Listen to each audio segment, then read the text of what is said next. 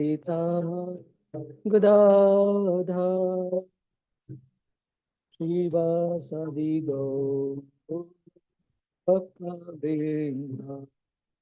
Hare Krishna, Hare Krishna, Krishna Krishna, Hare Hare, Hare Rama, Hare Rama, Rama Rama, Hare Hare, Hare Krishna, Hare Krishna, Krishna Krishna, Hare Hare, Hare Rama, Hare Ramo, Ramo Ramo, Hare Hare, Hare Krishna, Hare Krishna, Krishna Krishna, Hare Ramo, Hare Ramo, Ramo Ramo, Hare Hare. Hare Krishna, Hare Krishna, Krishna Krishna, Hare Hare Rama, Hare Rama, Rama Rama, Hare Hare, Hare Krishna, Hare Krishna, Krishna Krishna, Hare Hare, Hare Rama, Hare Rama, Hare Rama, Hare Hare, Krishna, Hare Krishna, Krishna Krishna, Hare Hare, Hare Rama, Hare Rama, Rama Rama, Hare Hare, Hare Krishna, Hare Krishna, Krishna Krishna, Hare Hare, Hare Rama, Hare Rama, Rama Rama, Hare Hare, Hare Krishna, Hare Krishna, Krishna Krishna, Hare Hare, Hare Rama, Hare Rama, Rama Rama, Hare Hare, Krishna, Krishna, Krishna, Krishna, Hare Hare, Hare Ram, Hare Ram, Ram Ram, Hare Hare, Hare Krishna, Hare Krishna, Krishna Krishna, Hare Hare, Hare Ram, Hare Ram, Ram Ram, Hare Hare, Hare Krishna, Hare Krishna, Krishna Krishna, Hare Hare, Hare Ramo, Hare Ramo, Ramo Ramo, Hare Hare. Jayo Radha Govinda, Radha Govinda, Shri Radhe. Jayo Jagannath, Jayo Jagannath, Jai Baladeva, Jaya Subhadra, Jagannath Swami Nayana Patagami, Nayana Patagami Bhavatumi, Jayo Gauranitai, Jayo Gauranitai, Gauranitai, Jayo, Gauranitai, Jayo, Jayo, Prabhupada, Prabhupada, Prabhupada, Prabhupada, Jayo, Jayo, Gurudev, Gurudev, Gurudev. हरिनाम संकीर्तन की जय, श्रीला प्रभुपाद की जय, गुरु महाराज जी की जय।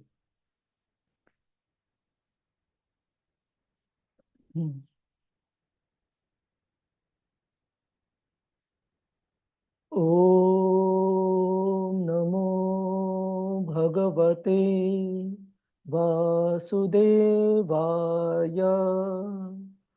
ओम नमो भगवते वासुदेवाय। ओम नमो भगवते वासुदेवाय।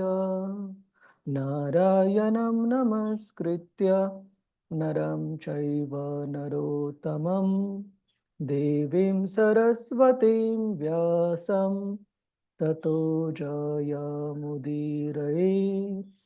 नष्टप्रायेषु अभद्रेषु नित्यं भागवत सेवया भगवतीरुत्तमश्लोके भक्तिर्भवति नैष्टिकी।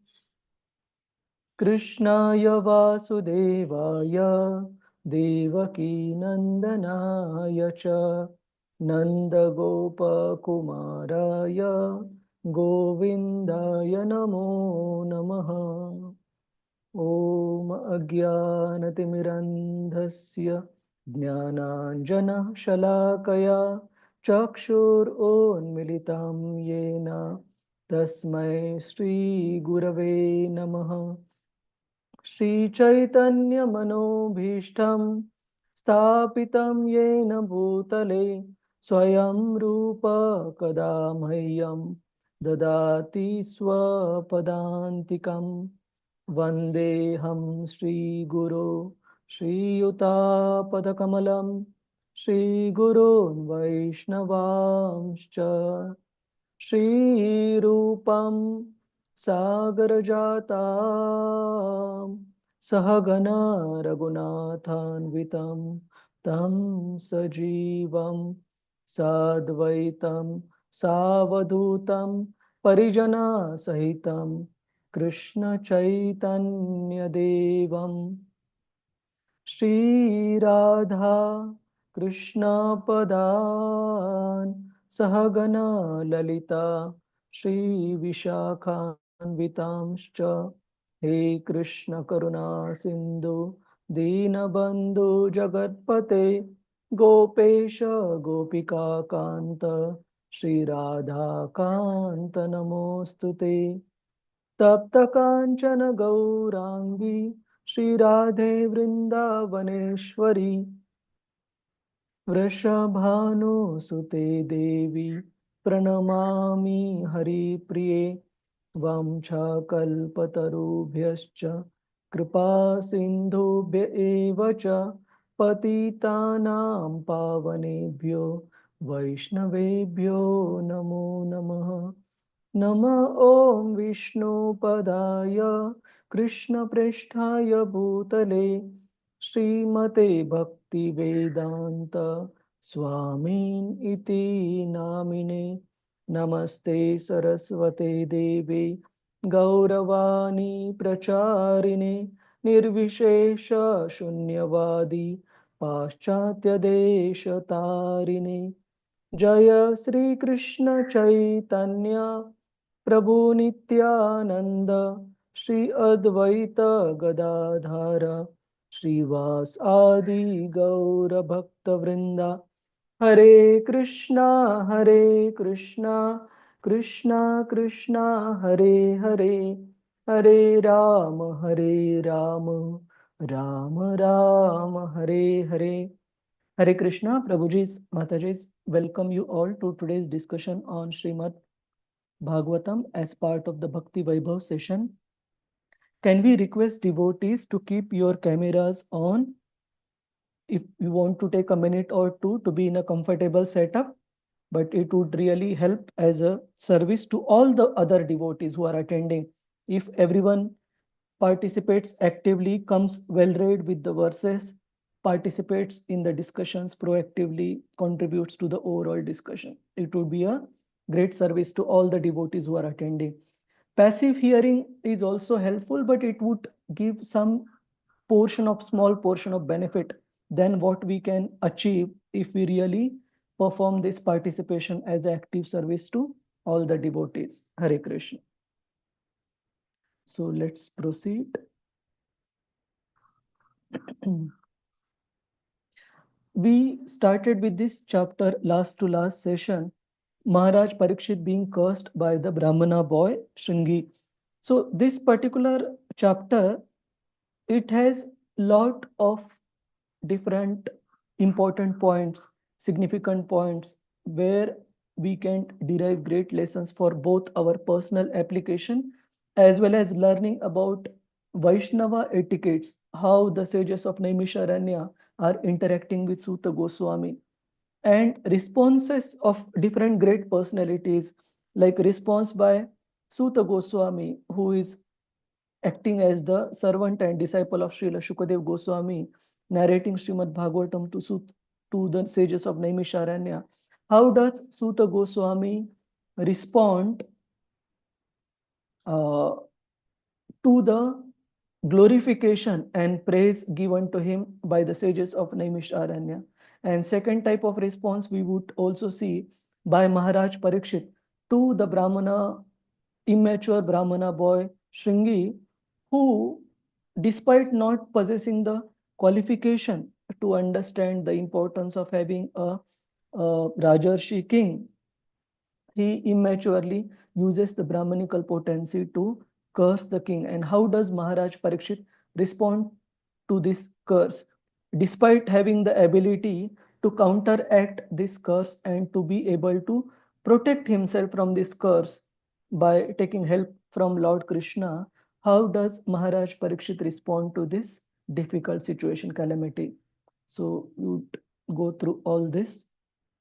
And when we began the discussion, we discussed about the position of a Narayana Parayana devotee. Narayana Parayana Bhakta means a pure devotee of the Lord. And we discussed various verses from the glorious life and character of Vritrasur, his previous life as Maharaj Chitraketu. And when he became a great devotee of the Lord, and when he was still in the position of a Vidyadhara, a resident of the higher planetary system, how he responded to the curse by Mother Parvati when there was some misunderstanding between Maharaj Chitraketu and Mother Parvati, and what was the response by Chitraketu Maharaj in the form of the Vidyadhara to the curse given by Mother Parvati due to this misunderstanding, and how Lord Shiva glorifies the position of such a Narayana Parayana Bhakta. What is that verse? Narayana para sarve na kutaschana bibhyati swarga apavarga narakeshu apitulyartha darshinaha. That such Narayana Parayana devotee, according to Lord Shiva, they don't bother whatever condition of life they may be, either in the apavarga, that means in the spiritual world or planets beyond this earthly planet, which is full of pavarga, or in the heavenly planets, or even in the hellish situation, even if they are based out of such different conditions, they are not bothered with the external circumstances, because their constant focus goal is how to render service to the Supreme Lord, how to glorify the Supreme Lord. And we also discussed that how Vratrasur, when he himself apparently taught Indra how to win over himself, how to win over Vritrasur in the battle using the weapon made out of the bones of the Dadichi Rishi, the Vajra. And because Vritrasur knew that by losing this battle, ultimately he is going to achieve the supreme planet, the planet of the Supreme Lord. And Indra, because of his attachment to the position of being the Lord and Master of the Devatas, he remained bound in the material world, but Vritrasur got liberation. And how Srimad Bhagavatam glorifies Vritrasur as Koti Shwapi Mahamuni, that means one amongst crores of even the great personalities. Such a pure devotee of the Lord is rarest amongst the rare one. And we also saw that how such a Narayana Parayana devotee, his only focus is constant remembrance and service to the lotus feet of the Lord. And we saw the inspirational prayer by the Skula Shekhar of Alwar from Mukundamala Stotra, where he prefers to leave his body right at the prime of his youth, when it is easier for him to focus his faculties, his senses on the remembrance of Lord Krishna, because he's not sure how difficult it would be to remember Krishna at the time of his death, when the senses, when the body is not cooperating. And then subsequently, Rasarangani Mataji covered with all of you uh, the section in terms of the glorification of the age of Kali by the sages of Naimisharanya, and their eagerness to hear from Suta Goswami. So we'll briefly touch upon these points in order to maintain the continuity in the discussion. So we'll start with Srila Prabhupada's purport of text 7, part of Srila Prabhupada's purport, and then we start with text 12, 13 onwards. So those devotees who are willing to read, please keep your hands raised and I will request one by one. Hare Krishna. Usha Kamat Mataji. Let me make it full screen. Hare Krishna, Prabhuji. Hare Krishna. Yeah. Srila Prabhupada Uvacha, great advantage in the age of Kali. At the end of the Srimad Bhagavatam, it is said that even though all nefarious activities of the personality of Kali are present, there is a great advantage in the age of Kali. One can attain salvation simply by chanting the holy name of the Lord. Thus, Maharaj Parikshit made an organized effort to propagate the chanting of the Lord's holy name, and thus he saved the citizens from the clutches of Kali. It is for this advantage only that great sages sometimes wish all good for the age of Kali. In the Vedas also it is said that by discourse on Lord Krishna's activities, one can get rid of all the disadvantages of the age of Kali. In the beginning of the Srimad Bhagavatam, it is also said that by the recitation of Srimad Bhagavatam, the Supreme Lord becomes at once arrested within one's heart. These are some of the great advantages of the age of Kali. And Maharaj Parikshit took all the advantages and did not think any ill of the age of Kali, true to his Vaishnavite cult. Hare Krishna. Hare Krishna. Srimad Bhagavatam 118.7 purport. Can't see that, Prabhuji. No. Okay. So here we see the great advantage of the age of Kali, that the mental offenses, that means any nefarious thoughts that a person culture or possesses, those thoughts would not make him a culprit unless and otherwise the person actually commits that sinful activity. Then he is definitely liable with the consequences. But as far as the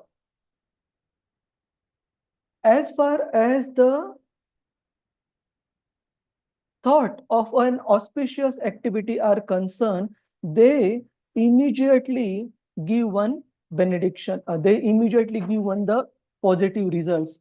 And one more point we see that Maharaj Parikshit, he, in order to counteract the influence of Kali, he made efforts to systematically propagate the chanting of the holy names of the Lord, basically the name, form, qualities, and pastimes of the Lord.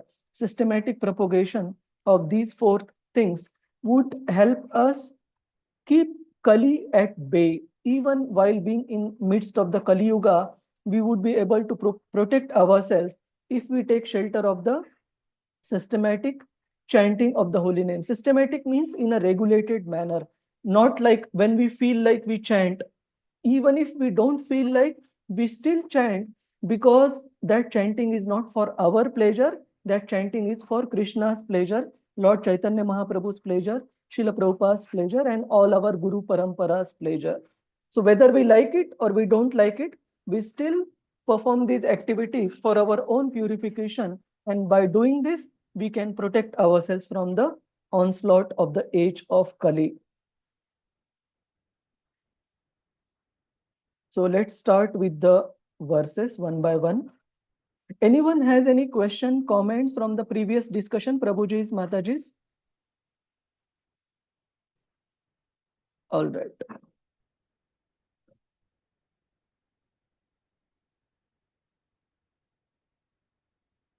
So the section 2 of this particular chapter starts with these verses 11 onwards, where the sages of Naimisharanya, they are glorifying Suta Goswami, and their glorification and eagerness to hear about Lord Krishna, it encourages Suta Goswami further and further to narrate the glorification, to narrate the glories of the Supreme Lord, activities of the Supreme Lord.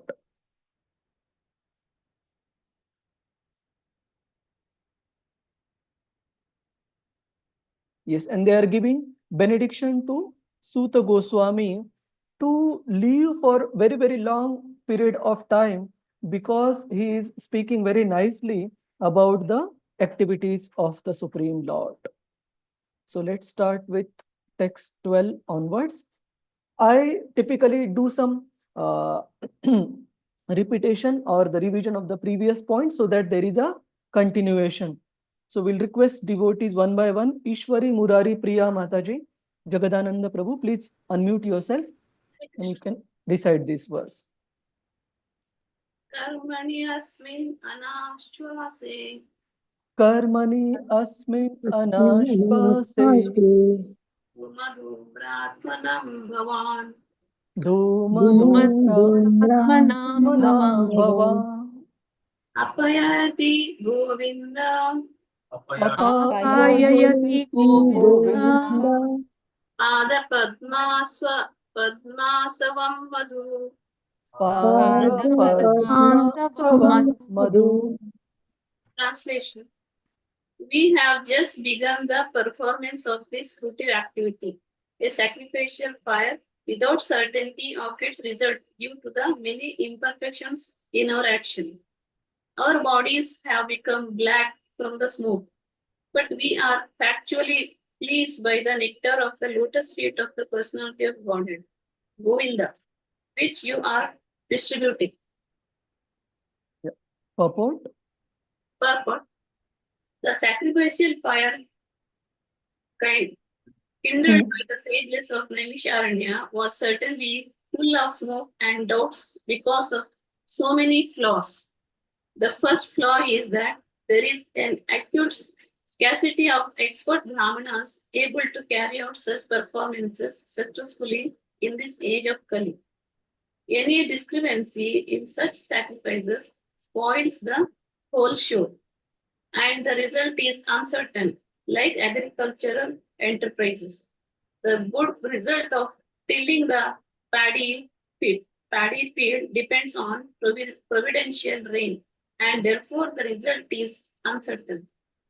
Similarly, performance of any kind of sacrifice in this age of Kali is also uncertain. Unscrupulous, greedy brahmanas of the age of Kali induce the innocent public to such uncertain sacrificial shows without disclosing the scriptural injunctions that in the age of Kali, there is no fruitful sacrificial performances, but the sacrifice of the congregational chanting of the holy name of the Lord. Suta Goswami was narrating the transcendental activities of the Lord before the congregation of sages, and they were factually perceiving the result of hearing these transcendental activities. One can feel this practically as one can feel the result of eating food. Spiritual realization acts in that way.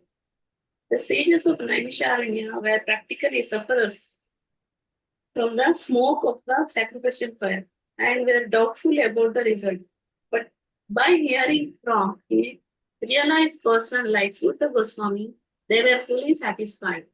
In the Brahma Vaivanta Purana, Vishnu tells Shiva that in the age of Kali, men full of anxieties of various kinds can vainly labor in fruitive activities and philosophical speculations. But when they are engaged in devotional service, the result is sure and certain, and there is no loss of energy. In other words, nothing performed for spiritual realization or for material benefit can be successful without the devotional service to the Lord. Hare Krishna. Thank you, my dear. So we see here the sages of Naimisharanya, they are basically condemning the karma kanda way of life, saying that while they were engaged in performing this huge sacrifice, the purpose was pure, which was for the upliftment of the people of this age of Kali. But the very fact that Kali Yuga has begun, all these sacrifices, the performance of these sacrificial yagyas is not an easy task because of so many demerits that the Kali Yuga inherits, including not having the qualified priest, not having the pure ingredients, so on and so forth. And the sages are saying that this performance of the sacrificial ceremony, all it has resulted in has been the black suit, which has blackened the bodies of all these 60,000 sages of Naimisharanya. But their main fortune lied in the presence of Suta Goswami, who agreed to answer their queries and glorify the name, form, qualities, pastimes of the Supreme Lord, the way he had heard from his own spiritual master, Shukadev Goswami. And it will be clear the glorious qualities of Suta Goswami in the subsequent verses, how he did not come from a very high birth, high class background like a Brahmana birth, etc. Nor he considered himself of having a very high level of realization. But it is his humility, sincerity, and surrender towards his spiritual master where he admits his own frailties in terms of not being able to completely glorify the Lord the way Shukadev Goswami or other great personalities have done. But still, with these frailties as well, his glorification of the Supreme Lord is equally beneficial for everyone, the sages as well as for us. So the sages in turn are glorifying the Suta Goswami, position of Suta Goswami, and condemning the Karma Kanda way of life, of performing any sacrifice other than chanting of the holy names in this age of Kali. So we proceed. Rohini Mataji, Hare Krishna, you want to recite? Yes, Prabhuji. Hare Krishna. Tula, Tulayama Lavin Napi.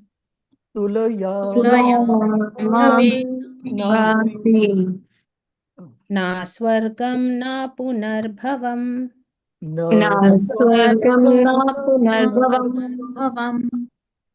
Bhagavat Sangi Sangasya.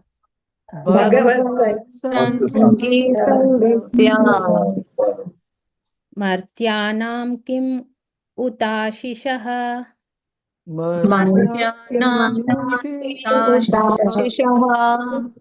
So here in this verse, the sages of Naimisharanya, they are glorifying Hare Krishna, Krishna Krishna, Hare Hare, Hare Rama, Rama Rama, Hare Hare.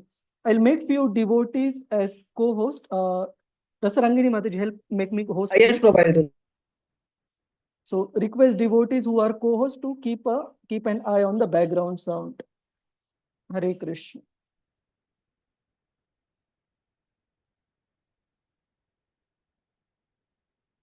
Okay. Hare Krishna, Hare Krishna, Krishna Krishna, Hare Hare, Hare Ram, Hare Ram, Ram Ram.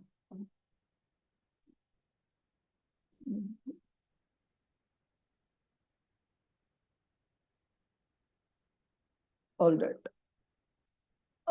Yeah, so here the sages of Naimish Aranya, they are glorifying the Bhagavat Sangi Sangasya, the importance, the value of association of the pure devotees of the Lord.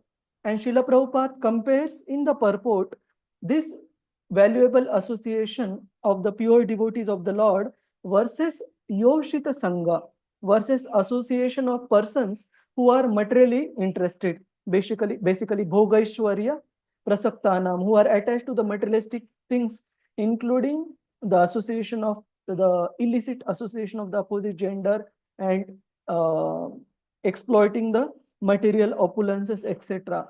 So this association of materialistic persons, how it harms us versus benefit derived from the association of a Bhagavat Sangi, association of a pure devotee. Rohini Mataji, continue. Okay, Hare Krishna. Translation: the value of a moment's association with the devotee of the Lord cannot be compared to the attainment of heavenly planets or liberation from matter. And what to speak of worldly benedictions in the form of material prosperity, which are for those who are meant for death. 1 second. The purport is bit long, so we will cover in part. So maybe you read the highlighted part, Mataji. When one becomes frustrated with all kinds of material advancement, one desires the opposite type of liberation, which is called apunarbhava, or no rebirth. But the pure devotee of the Lord do not aspire after the happiness obtained in the heavenly kingdom, nor do they aspire after liberation from material bondage. In other words, for the pure devotees of the Lord, the material pleasures obtainable in the heavenly planets are like phantasmagoria. And because they are already liberated from all material conceptions of pleasures and distress, they are factually liberated even in the material world. This means that the pure devotees of the Lord are engaged in a transcendental existence, namely in the loving service of the Lord, both in the material world and in the spiritual world. The materialist is called Yoshit Sangi, or one who is much attached to material entanglement, women, and other paraphernalia. Such attachment is conditioned because it drives away the benediction of life and prosperity. And just the opposite is Bhagavata Sangi, or one who is always in the association of the Lord's name, form, qualities, etc. Such association is always desirable, it is worshipable, it is praiseworthy, and one may accept it as the highest goal of life. Hare Krishna. Thank you, Mataji. So here we see the aspiration of 3 levels of persons. First level of personality that Srila Prabhupada mentions in the purport, initial part of the purport, are the karmis. So the karmis, they aspire for the material benefits and enjoyment, like Srila Prabhupada specifically mentions. They aspire for elevation to the higher planetary systems like Moon planet or Venus or Indraloka, where the material enjoyment is available in a profuse manner, with senses that are capable to enjoy this material enjoyment to a vast degree compared to what we can do on the earthly planet. So higher than these type of karmis or materialistic, materially interested people are the jnanis. And because they are frustrated with the material enjoyment so much, they want just the opposite of the material enjoyment. That means no material existence at all. They want liberation, specifically merging into the impersonal effulgence of the Lord, Brahma Jyoti, because they are frustrated with being in the material world and with the worldly enjoyment. So the devotees of the Lord, compared to the karmis and even to the jnanis, they don't want either of these. That means neither they want to avoid being in the material world, nor they want to go beyond this material world.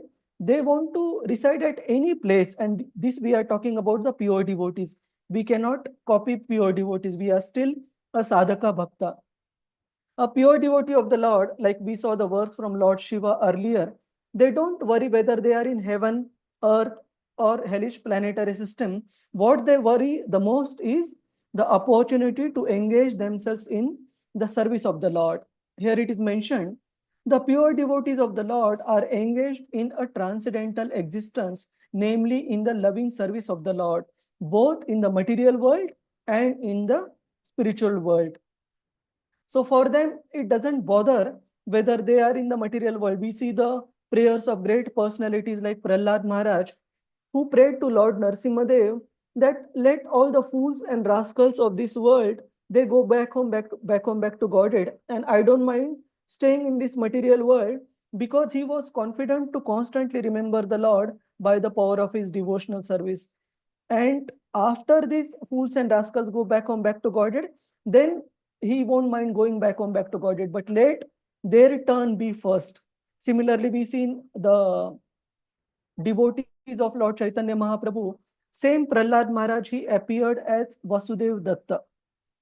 And Vasudev Datta, he also offered similar prayer to Lord Chaitanya Mahaprabhu, that let all the sins of all the sinful personalities in the material universe come upon himself. That means come upon Vasudev Datta.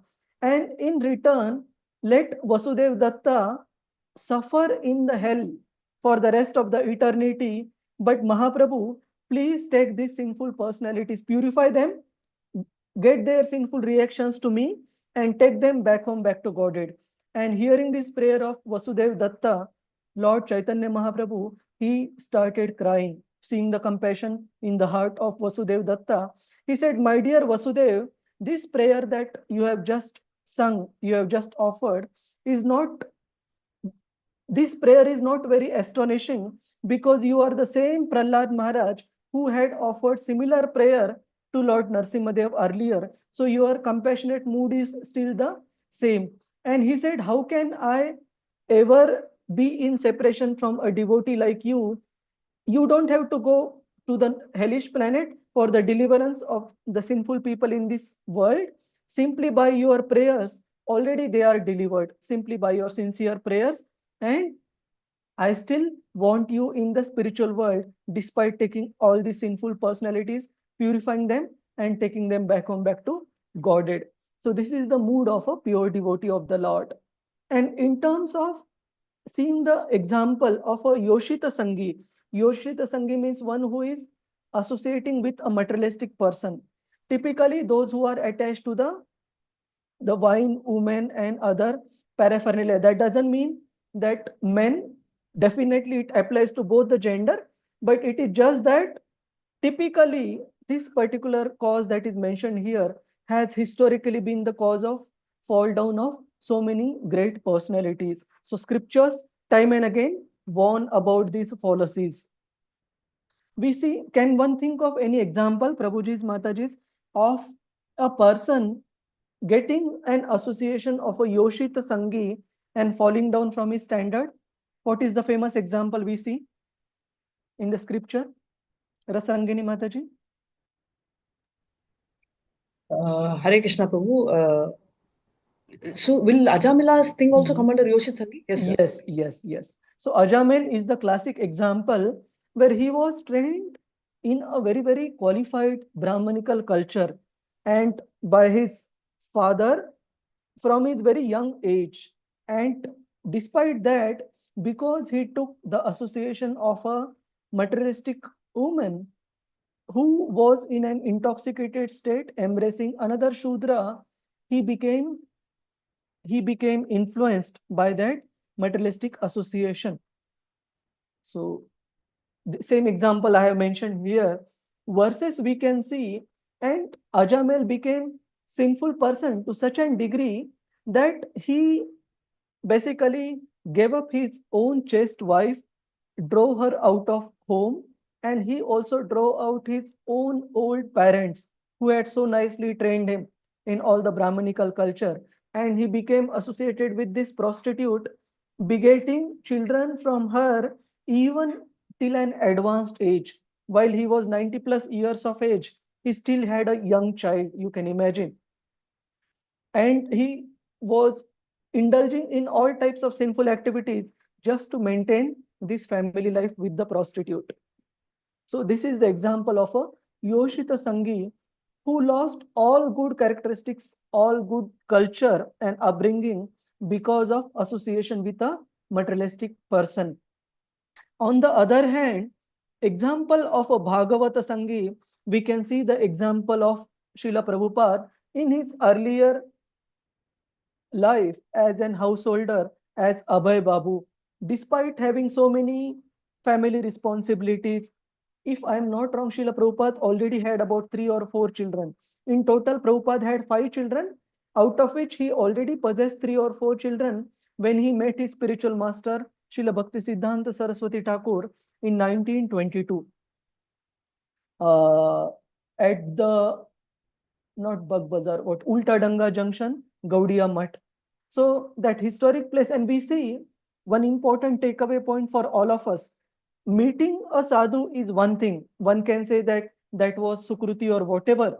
But what did Srila Prabhupada as a householder do after meeting Srila Bhakti Siddhanta Saraswati Thakur first time? That is very instructive for all of us.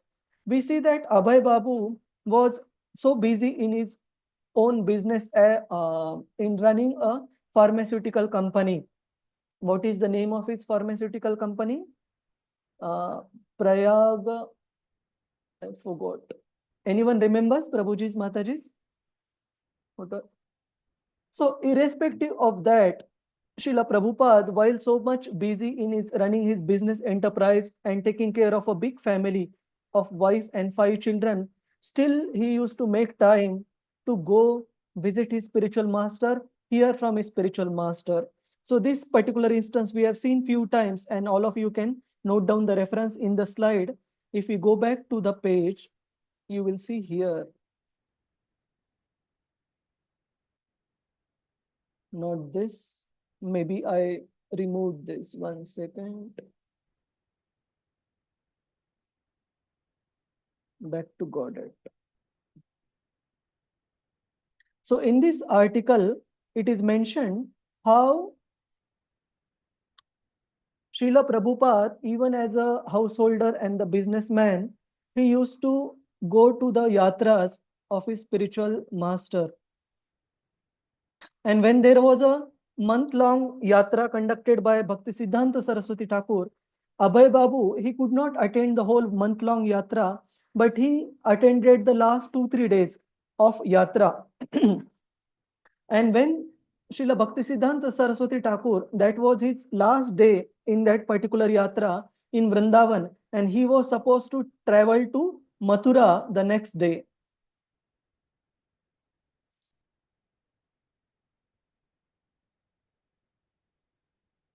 So the devotees in that particular yatra had two options, whether to travel to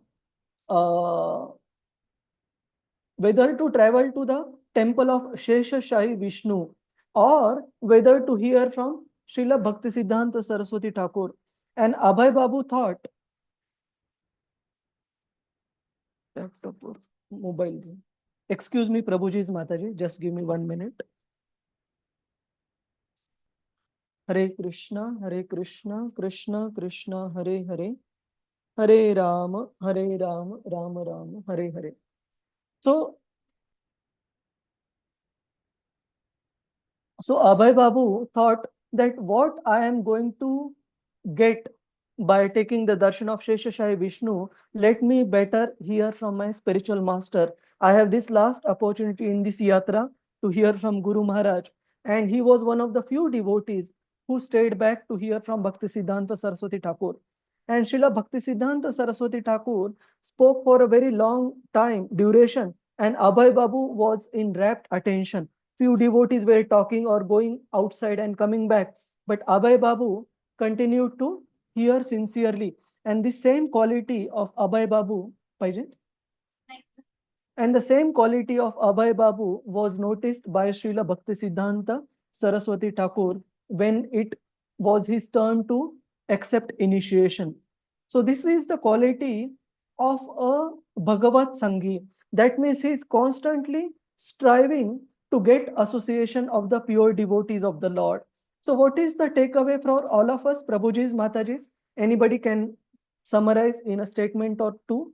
What is the takeaway? What is our understanding? What should be our understanding from this example? Anyone? Murli Prabhu or Prema Prakash Prabhu, Ajit Tiwari Prabhu, Adit Prabhu, Ishwari Murari Priya Mataji, Jagadananda Prabhu, you want to share something? When we all go to yatras or pilgrimage, we have to hear with great attention to the few devotees who give lecture in the Yes, very true. So whenever we are going for yatras, etc., the most important part of the yatra is to hear from a pure devotee of the Lord. And everything else, including visiting any other places during the yatra or shopping in the, uh, you know, spiritual paraphernalia shopping, either in Mayapur or Loi Bazaar in Vrindavan, or doing anything else, or cherishing and relishing the sweetmeats that are available in the such holy places. Most important activity is sitting and hearing from a pure devotee of the Lord. We should give priority to that, and that association is called as Bhagavata Sangi. Okay. So any questions? Rasarangini Mataji, Hare Krishna. Hare Krishna Prabhu, couple of doubts. One is what you said is right in terms of, I mean, that is clear. Instead of shopping, we will prioritize, lectures. But then, Prabhu, sometimes, we get confused when we go for yatra, wherein we have a chance of seeing the deity. Like a yatra, probably we are not sure of going. And there may be a lecture somewhere, we get a feeling that, I don't know whether it's appropriate, but then sometimes we feel that we have a chance of listening to the lecture because it is recorded. Recorded. But then that deity, probably I never visit in my lifetime. But here Prabhupada shows as if he has to prioritize, the spiritual master. So can you sort of tell that in this kind of a situation, which becomes a priority? So two things in this very practical question, that what, let me come back to the article 1 second. What is Srila Prabhupada's?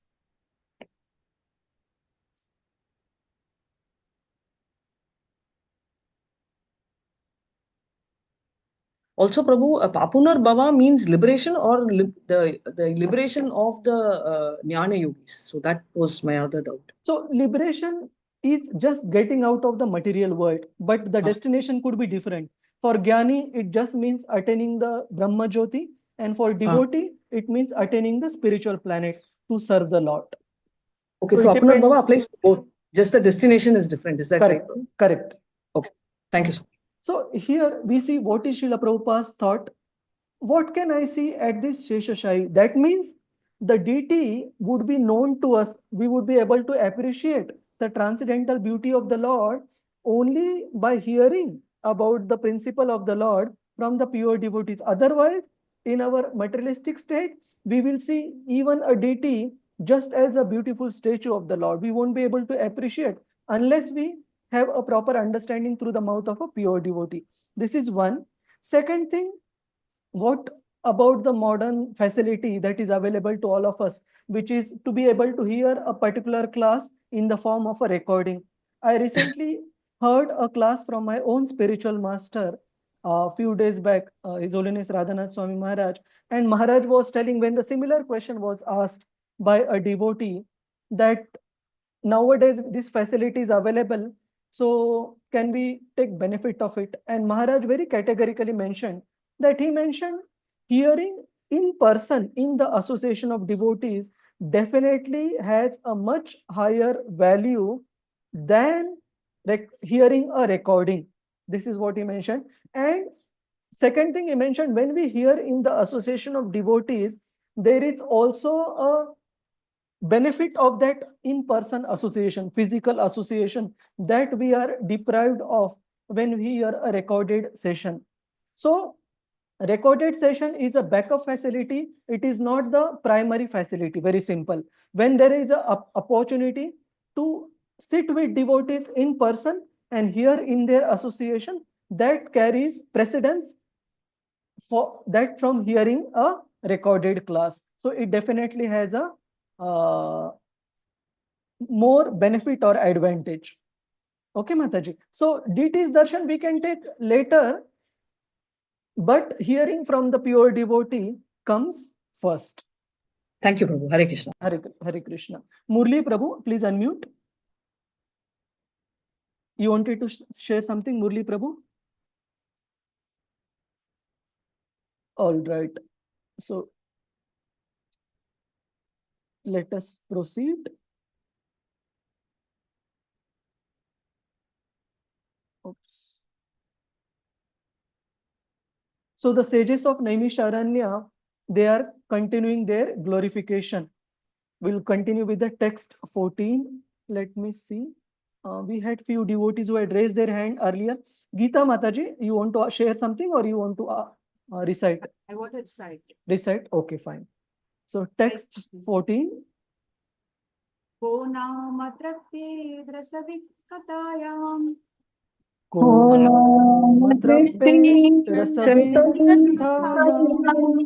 mahattamaikantaparayana nasya Nantam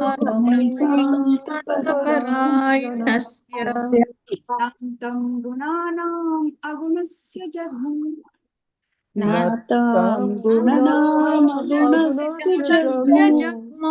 Yogeshwaraye bhavapadmamutyah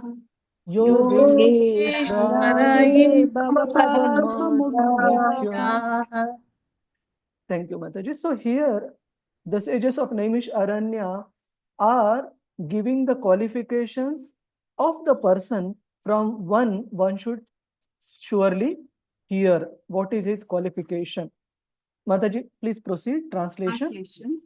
The personality of Godhead, Lord Krishna, Govinda, is the exclusive shelter for all great living beings, and his transcendental attributes cannot even be measured by such masters of mystic powers as Lord Shiva and Lord Brahma. Can anyone who is expert in relishing nectar, rasa, ever be fully satiated by hearing topics about him? Thank you, Madhu. Satiated. Satiated means being content or feel that it's enough now. So the topics of Krishna Katha, they never ever cause satiation, especially when they are heard from such a devotee. What is the qualification of a devotee? Mahattamaikanta parayanasya.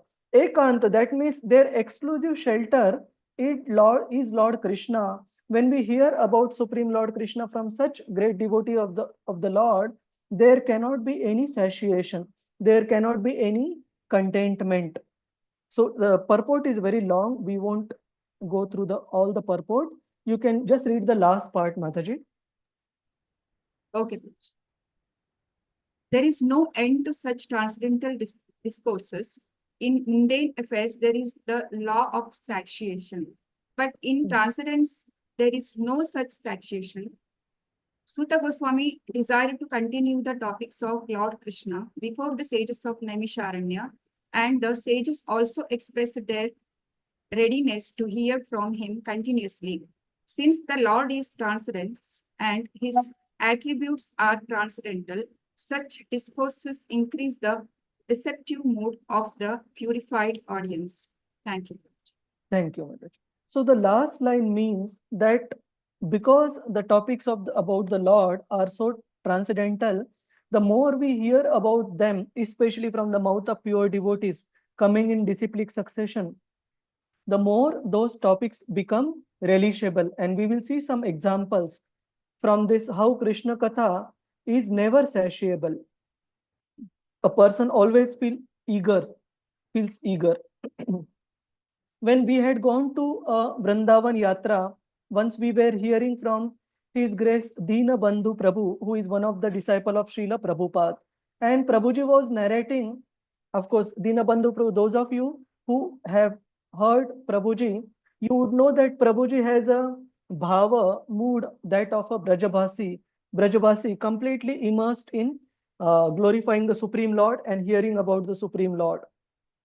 So Dinabandhu Prabhu was glorifying about one village which exists in Brajabhumi, where daily the villagers discuss about only one pastime of the Supreme Lord, and which is Govardhan Leela. So the point is, daily those persons are hearing, they must have heard it so many n number of times with so many same details, but still the taste for discussing and hearing that pastime is ever increasing. They don't feel satiation that yesterday we heard it, today let us hear something else. Or similarly, many of you would have had that experience, Prabhuji's, Mataji's. How many would confirm the fact that when we were reading Bhagavad Gita or Krishna book, for example, first time we read it, we understood only a part of it. Second time we read it, we thought, oh my God, did I read it earlier? How come this particular understanding never come about when I read it last time? So we get newer understanding. When we read it third time or when we further hear from devotees, we get further and further in-depth understanding. Don't we have this feeling, understanding Prabhuji's, Mataji's? That every time. Yes, Prabhuji. Totally. Yes, Prabhuji. Yes. And same about Krishna book, about the pastimes of the Lord, that we derive ever new meaning and understanding and realization whenever we read or hear about Krishna again and again. Because these topics are transcendental, if we approach them like a sponge is receptive, whether you put water or ink on a sponge, it absorbs everything. So our attitude while hearing Krishna Katha should also be receptive, that like a sponge. That means we should not approach Krishna Katha by thinking, oh, I know this pastime. So after this, this is going to happen and I have heard it few times, so I know it already. Then it would be like a mundane discussion. It won't benefit us as much. But if we are receptive, like as if we have come to Krishna consciousness first time around, that mood is very good. That means this is for my good and I want to purify myself by hearing this discourse. Then in that mood, the Krishna Katha, the realizations will be revealed to us further and further. And there is a very nice, wonderful verse which will come for discussion today, later on, where Sutta Goswami says how there is no limit to the level to which we can appreciate Krishna. Higher and higher realization one gets, the higher and higher level of understanding and capacity Krishna provides to such a devotee. So this is one example. Another example is all these pastimes that have happened in Satya Yuga, like the pastime of Prahlad Maharaj and Hiranyakashipu. It happened millions and millions of years ago in Satya Yuga. Pastime of Lord Ramachandra, it happened in Treta Yuga millions of years ago compared to now. But still, people are as much fond of these discussions as they were any given point of time in the past. We see in life of Lord Chaitanya Mahaprabhu, when Gadadhar Pandit used to discuss pastime of Prahlad Maharaj, those of you who have seen the seventh canto of Srimad Bhagavatam, almost entire seventh canto of Srimad Bhagavatam, it covers the pastime of Prahlad Maharaj. Initial discussion starts with how Lord is equal to everyone, and then the queries of Yudhishthir Maharaj are answered by Narad Muni by narrating the pastime of Prahlad Maharaj, and subsequent queries by Parikshit Maharaj to Shukadev Goswami about Prahlad Maharaj. So we see that it is quite a long pastime spreading across few chapters covering the entire of seventh canto. And Chaitanya Mahaprabhu, after Gadadhar Pandit used to narrate the complete Prahlad Maharaj's pastime, he used to ask Gadadhar Pandit to start from beginning, narrate the whole pastime again. And like that, both of them, they would converse about and discuss the pastime of Prahlad Maharaj, Dhruva Maharaj. Chaitanya Charitamrut mentions hundreds of times before they would proceed to the next part of Srimad Bhagavatam. because it is that much relishable, because it deals with the transcendental characteristics of Lord and his pure devotees. So any question, comment, Prabhuji's, Mataji's? If not, we proceed. There is no satiation in discussing the transcendental characteristics of the Lord and his pure devotees. So we proceed with the glorification of Suta Goswami by the sages of Naimisharanya. So first they are glorifying the speaker, then they are giving their benediction that may he live for very, very long period of time. Then they are glorifying the Krishna Katha and no satiation in Krishna Katha. Then Bhagavatam mentions the qualification of the speaker, of an ideal speaker, an ideal listener. What is that qualification? So let me request devotees. Okay.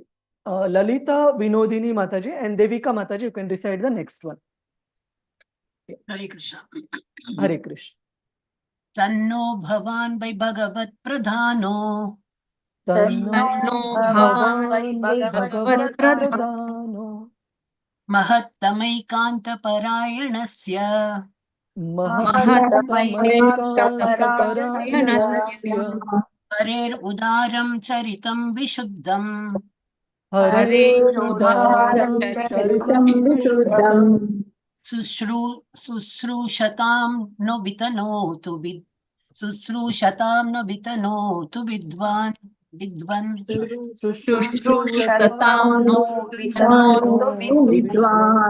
So if you see the second line of this particular verse, Mahattamaikanta Parayanasya, it is same line what we saw in the previous verse as well. And it means those devotees whose exclusive shelter, exclusive means Ekanta. Ekanta means they don't have any other shelter than Parayanasya, than the Supreme Lord. So that is one of the qualification of the speaker that is mentioned here. Bhagavatam is relishable from the mouth of such a pure devotee who is Bhagavat Pradhana, who is such a devotee, Bhagavat Pradhan devotee. For him, there is no other object of his worship or service than the Supreme Lord, Ekantaka, exclusive surrender unto Supreme Lord. And this is the qualification of speaker. What is the qualification of listener? Sushrutam, sorry, Sushrushatam. That means they are always very eager to hear, those who are receptive. That's how Srila Prabhupada translates it as Sushrushatam. Translation, Mataji. Yeah, Hare Krishna. Translation and purport by His Divine Grace Srila Prabhupada. Srila Prabhupada ki jai. O Suta Goswami, you are a learned and pure devotee of the Lord because the personality of Godhead in your chief object of service. Therefore, please describe to us the pastimes of the Lord which are above all material conception, for we are anxious to receive such messages. Purport. The highlighted one, Prabhuji? Yes, yes. The speaker on the transcendental activities of the Lord should have only one object of worship and service, Lord Krishna, the Supreme Personality of Godhead. And the audience for such topics should be anxious to hear about him. When such a combination is possible, namely a qualified speaker and a qualified audience, it is then and there very much congenial to continue discourses on the transcendence. Professional speakers and a materially absorbed audience cannot derive real benefit from such discourses. Thank you. Thank you, Madam. Continue. There is. Yes, Raj. There is no motive for material gain. In such discourses, unlimited transcendental pleasure is relished both by the audience and by the speaker. And therefore, they can continue the topics for many thousands of years. Now, Bhagavata Saptahas are held for 7 days only. And after finishing the show, both the audience and the speaker become engaged in material activities as usual. They can be so big. They can be do so because the speaker is not Bhagavat Pradhana and the audience is not Susrushatam, as explained above. Hare Krishna. Thank you, ma'am. So the point is, if the speaker is Bhagavata Pradhana, is such a top class devotee whose only object of worship and shelter and service is the Supreme Personality of Godhead, and the audience, their qualification is Tushushatam, they are very eager then the discussion about Krishna Katha can go on for thousands of years and still there is no satiation. So question might come to our mind, what is our qualification?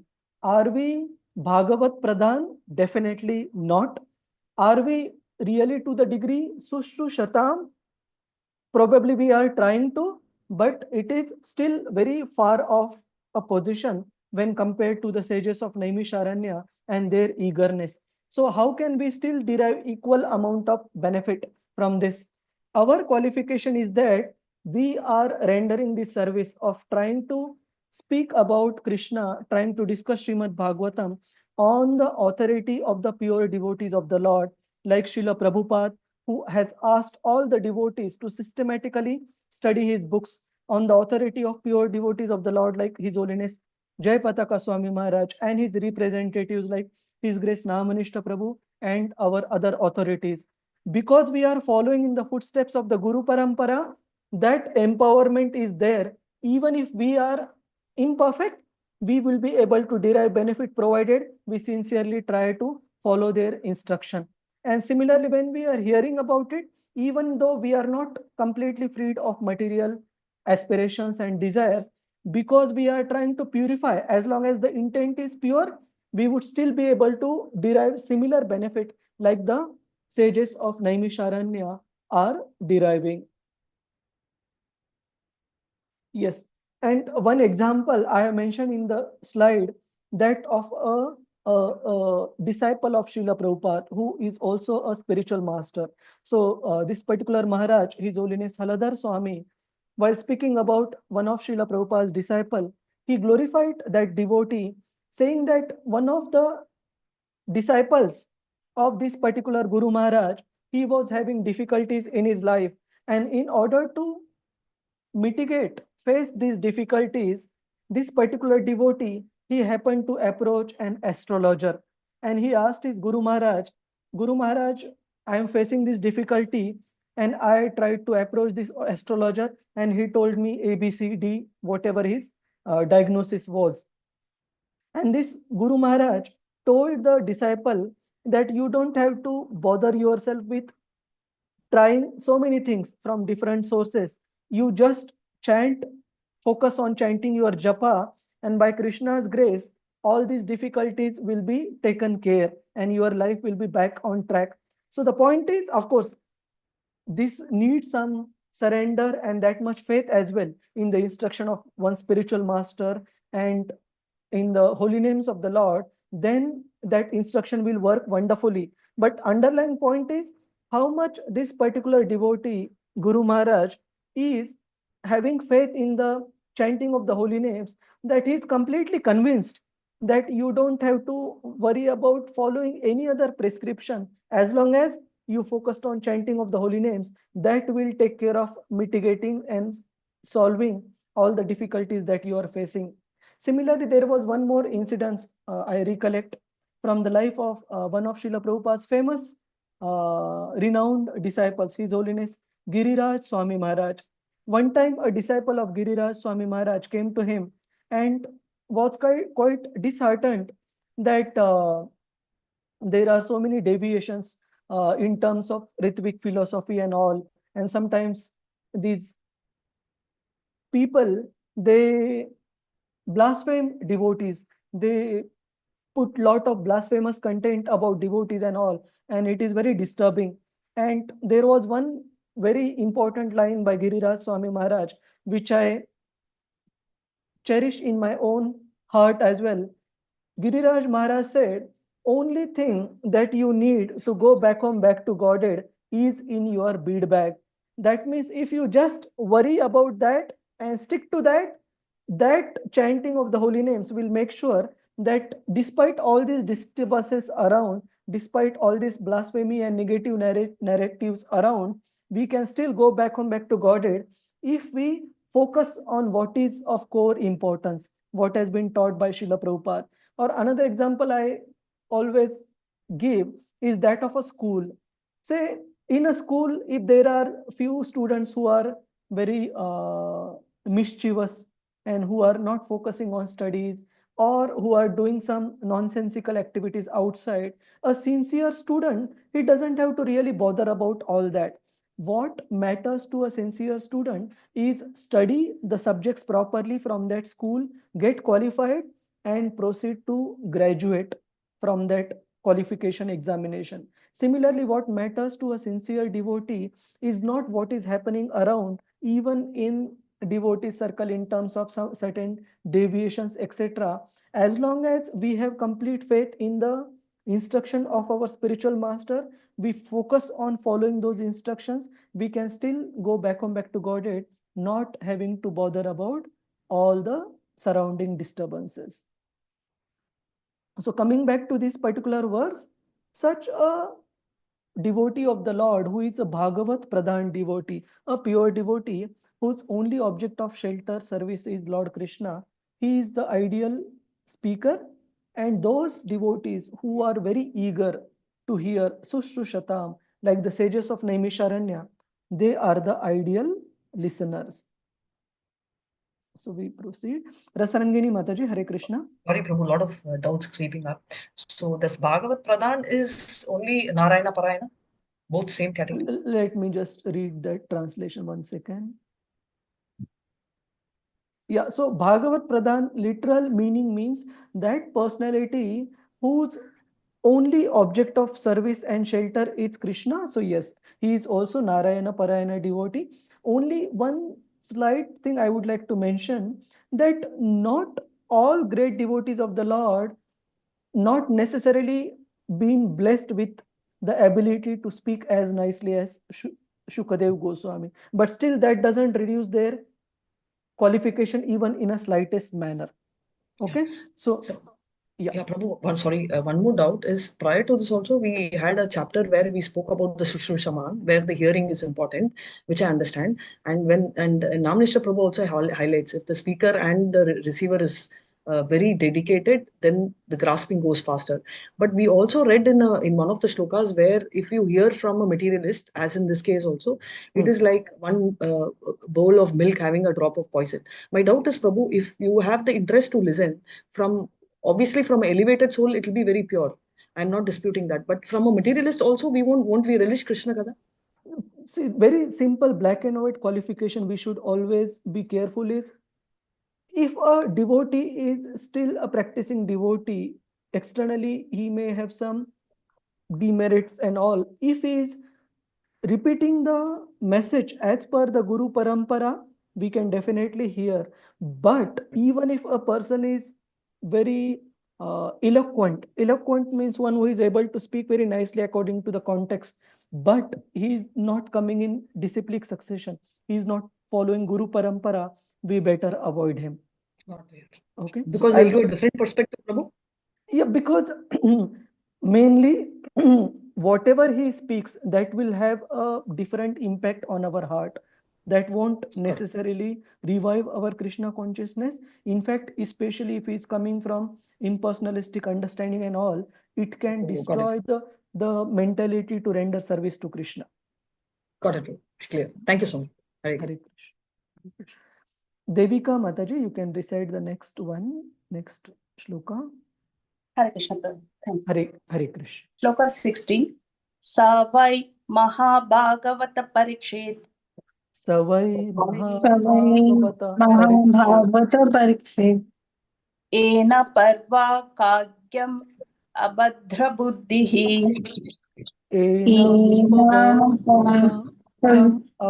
Adabra Buddhihi. Jnanena Vaiyasaki Shabditena. Jnanena Vaivashaki Shakritena. Beje Kagendra Dvajapada Moolam. Beje Kajendra Dvajapada Moolam. Translation. Translation by Srila Prabhupada, Prabhupada Ki Jai. O Suta Goswami, please describe those topics of the Lord by which Maharaj Parikshit, whose intelligence was fixed in liberation, attained the lotus feet of the Lord, who is the shelter of Garuda, the king of birds. Those topics were vibrated by the son of Vyasa, Srila Sukadeva. Thank you. So here, specifically, the sages of Naimisharanya are continuing to express their eagerness to hear from Suta Goswami about the topics of the Lord. You can go to the purport at your leisure. We will only see a small part. In the purport, Prabhupada mentions that how the path of transcendental devotional service is always superior to the impersonal understanding of the Supreme Lord. And in order to support this point, Srila Prabhupada gives example that there are so many examples of impersonalists who have become devotees of the Lord. And Srila Prabhupada gives the example of Shukadev Goswami, who was earlier a Jnani Bhakta, impersonalist. Here it is mentioned in the purport. Uh, Srila Prabhupada mentions that Srila Shukadev Goswami himself admits in 219 that he was earlier an impersonalist, but he became attracted to the transcendental glories of the Lord by hearing the Bhagavatam verses from the disciples of his own father, Srila Vyasadev. He became attracted to the pure devotional service and later on became Mahabhagavat devotee. You can read the highlighted part, Mataji. But Yes, sir. But the Mahabhagavat, or the first class devotee, sees everything in relation with the Lord and the Lord present in everyone's relation. The Mahabhagavat, therefore, does not make any distinction, particularly between a devotee and a non devotee. Maharaj Parikshit was such a Mahabhagavat, a devotee, because he was initiated by a Mahabhagavat devotee, Sukadeva Goswami.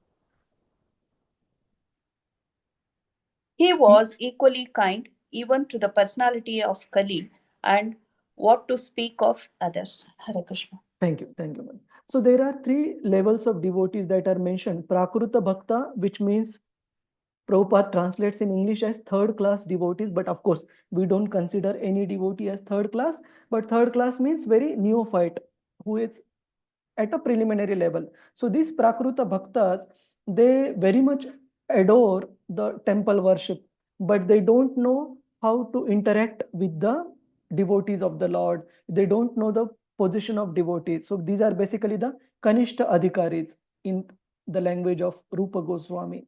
Then Madhyama Bhaktas, or the second class devotees, they understand who is the Supreme Lord, they understand who are the devotees, and they know how to interact with different levels of devotees, including making friendship with somebody who is equal, showing compassion to those who are innocent, and keeping a safe distance from those who are envious.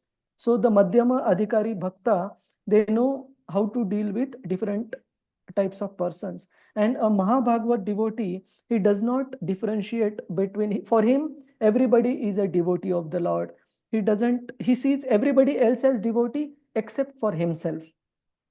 And Bhagavatam glorifies Maharaj Parikshit as a Mahabhagavat because he gave shelter even to Kali Purusha, who was so despicable and worth punishing. But when Kali Purusha took shelter of Parikshit Maharaj, he gave shelter to him.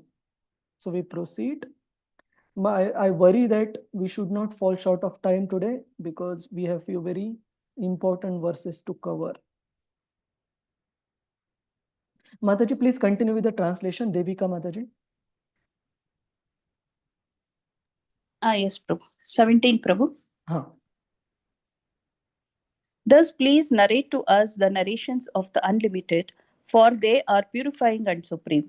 They were spoken to Maharaj Parikshit, and they are very dear to the pure devotees, being full of Bhakti Yoga. Yes.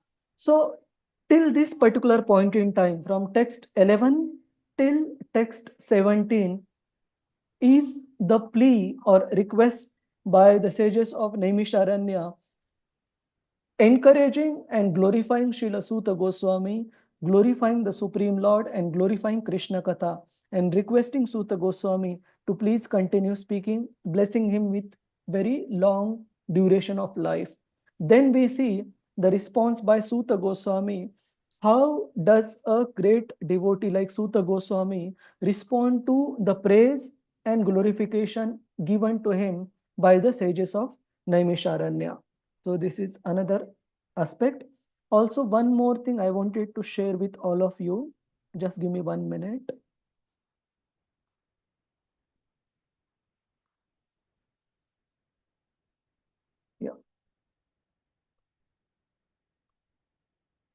See, for each of these verses, there are also various lessons. So as we conclude the chapter, we will have a slide on each of these lessons that we can derive from all these texts.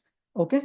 So while I'm not mentioning these lessons one by one, we will have a slide on it in conclusion. So we now proceed to the response by Suta Goswami. Let me see who are the devotees who want to recite. Hare Krishna. Anyone who wants to recite, keep your hands raised.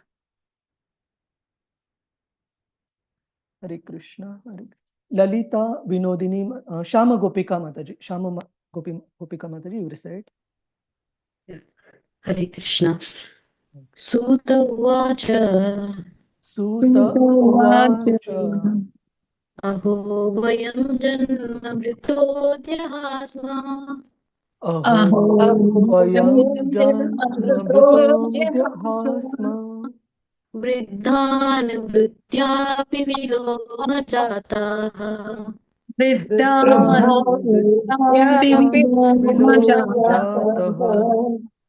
Daushkulyamadin vidunoti shigram.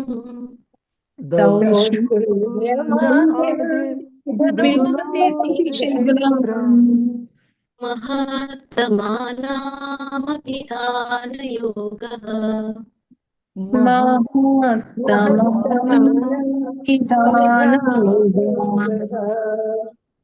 Translation. Translation and purport by Srila Prabhupada. Srila Prabhupada ki jai. Sri Suta Goswami said, "O God, although we are born in a mixed caste, we are still promoted in birthright simply by serving and following the great who are advanced in knowledge. Even by conversing with such great souls, one can without delay cleanse oneself of all disqualifications resulting from lower births." Yeah. So here Suta Goswami is presenting himself in a very humble manner, showing himself as completely unqualified, not qualified at all. He says that I have no qualification. I have been born in not so qualified cultured family. He's born, his name is Suta. Suta means like he's born in a mixed caste. Mixed caste means earlier there used to be Anulom and Pratilom marriages where husband and wife are from different levels of social order. So by birthright, he is showing his disqualification. But what is his qualification? We will see in the subsequent verses.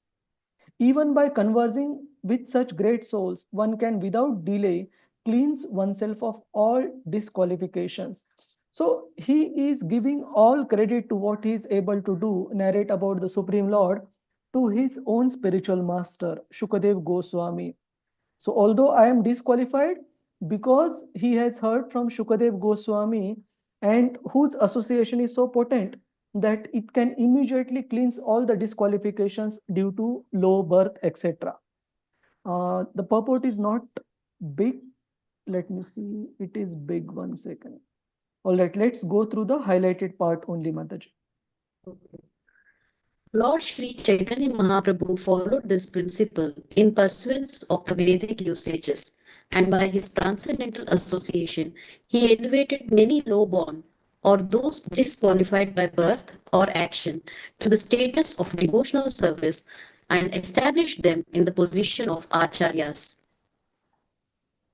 or authorities. He clearly stated that any man, whatever he may be, whether a Brahmana or Shudra by birth, or a householder or mendicant in the order of society, if he is conversant with the science of Krishna, he can be accepted as an acharya or guru, a spiritual master. Thank you, Mataji. So what is the verse Shama Gopika Mataji Prabhupada is referring to in the purport? All of us, we know this verse. Have we heard it? Where Chaitanya Mahaprabhu says that even if a person is disqualified by all other means, if he has one qualification, if he is conversant with the science of Krishna, he can be accepted as a guru, as a spiritual master. Where is that verse? This is the verse Kiba Vipra, Kiba Nyasi, Shudra Kene Nae, Yei Krishna Tattva Vetta, Sei Guru Hoye. That means whether one is a Brahmana, a sannyasi, or a Shudra, regardless of what he is, he can become a spiritual master if he knows the science of Krishna. That means Chaitanya Mahaprabhu himself is stressing only this qualification as the only qualification to be looked into a spiritual master. Whether the person knows Krishna Tattva, even if he is low born like Suta Goswami, he still can be accepted as spiritual master provided he knows the science of Krishna. So here in the notes I've given one example. Let's see. Yeah. So there are many examples. Later on in the purport, Srila Prabhupada gives the example of Srila Haridas Thakur, who was born in a specific social order which is outside the Varnashram system. But still, Sri Chaitanya Mahaprabhu, based on the attachment and qualification of Srila Haridas Thakur in chanting the holy names of the Lord, Sri Chaitanya Mahaprabhu designated Srila Haridas Thakur as Namacharya, as the ideal teacher in teaching the glories of the holy names. Similarly, another example we see in Chaitanya Charitamrita, like Prabhupada mentions in the purport, that Lord Chaitanya elevated many different persons irrespective of their birth or action. So there were few persons, like one example we saw of birth, another example let us see of a person who became disqualified due to a certain action. And how did Chaitanya Mahaprabhu even uplift such a personality? So there was this personality at the time of Chaitanya Mahaprabhu whose name was Subuddhi Rai. So in order to save time, we won't read all the translation. I would give you a synopsis. So this Subuddhi Rai, he happened to be the teacher of the Nawab of Bengal, Nawab Sayyid Hussain, Sayyid Hussain Shah. Oh, sorry. Sayyida is his wife. Nawab Hussain Shah was the emperor, king of Bengal, and this Subuddhi Roy, he happened to be the teacher of this Nawab Hussain Shah when he was a student at a young age. And later on, the student grew up into the king. He became the king, married the Sayyida wife. And later on, this wife, the queen, she observed the whip marks on the back of this king. And she was very intrigued who made these whip marks. And the king mentioned that when I was a child, my teacher beat me up and those marks are still there on my body. And obviously the teacher would not have had any ill intention other than the child should improve, the student should improve. But the queen got offended and she started insisting to the king to punish Subuddhi Rai after now the king was in a position of authority. So what did the king do in order to punish Subuddhi Rai, who was a high class Brahmin? He sprinkled some water upon Subuddhi Rai from a pitcher. Pitcher is a pot that was used by a person of that particular uh, society from the Mohammedan family. So the king took water from a pot that was used by a Mohammedan person and sprinkled it upon Subuddhi Rai. And then the Smarta Brahmanas at that particular point in time, they refused to accept Subuddhi Rai as one of their own, but he was outclassed. He was totally thrown out of the society because he was putrefied by this king. And subsequently, Subuddhi Rai, he consulted the learned Brahmanas of Varanasi how he could be reinstated as a Brahmana. And they advised him to drink hot ghee. And he was shocked, like, if he drinks hot boiling ghee, then obviously he would be burnt inside and would die. And they said, yes, you should die, and then next life you will be purified and take birth as a Brahmana again. And when this personality, Subuddhi Rai, he approached Lord Chaitanya Mahaprabhu and basically begged for his help, his mercy. Then Chaitanya Mahaprabhu, what did he ask Subudhi Rai to do? The Lord advised him, go to Vrindavan and chant the Hare Krishna Mahamantra constantly. Sorry, one second.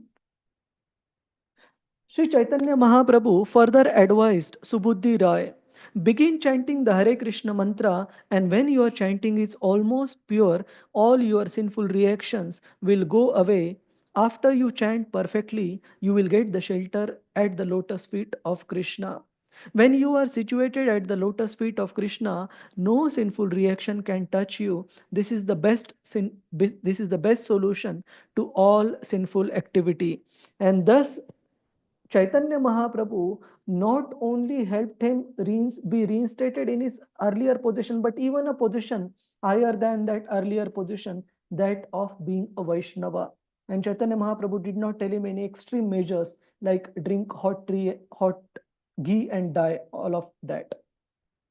So we see through this example the potency of devotional service and chanting of the holy names is so great that even a person who is born in a outclass social order, or who has been designated in that particular order because of certain actions, he can be reinstated just by the potency of devotional service. And Suta Goswami here is putting forth his own humble position in terms of low birth and glorification of Shukadev Goswami, glorifying Shukadev Goswami. Please continue, Mataji. Hare Krishna. Transcendental science or the science of Krishna has to be learned from the authorities. And when one preaches the science, he becomes still more qualified. So Suta Goswami had both the advantages, and thus undoubtedly he was completely freed from all disqualifications of low birth and mental agonies. This verse definitely proves that Srila Sukadeva Goswami did not refuse to teach Suta Goswami about the transcendental science, nor did the sages of Naimisharanya refuse to hear lessons from him because of his inferior birth. This means that thousands of years ago, there was no bar to learning or preaching the transcendental science because of inferior birth. Yes. So here, Prabhupada, in the subsequent line, Srila Prabhupada mentions the rigidity of the so-called caste system in Hindu society became prominent within only 100 years or so, when the number of Dvija Bandhus or disqualified men in the families of higher caste increased. That means this Varnashram system became distorted only recently, probably to be accurate, 1830-40 onwards till the late 20th century. It became completely corrupt. Why? Because of Dvija Bandhus, disqualified members of the higher caste whose birth was high class but characteristics and understanding was third class.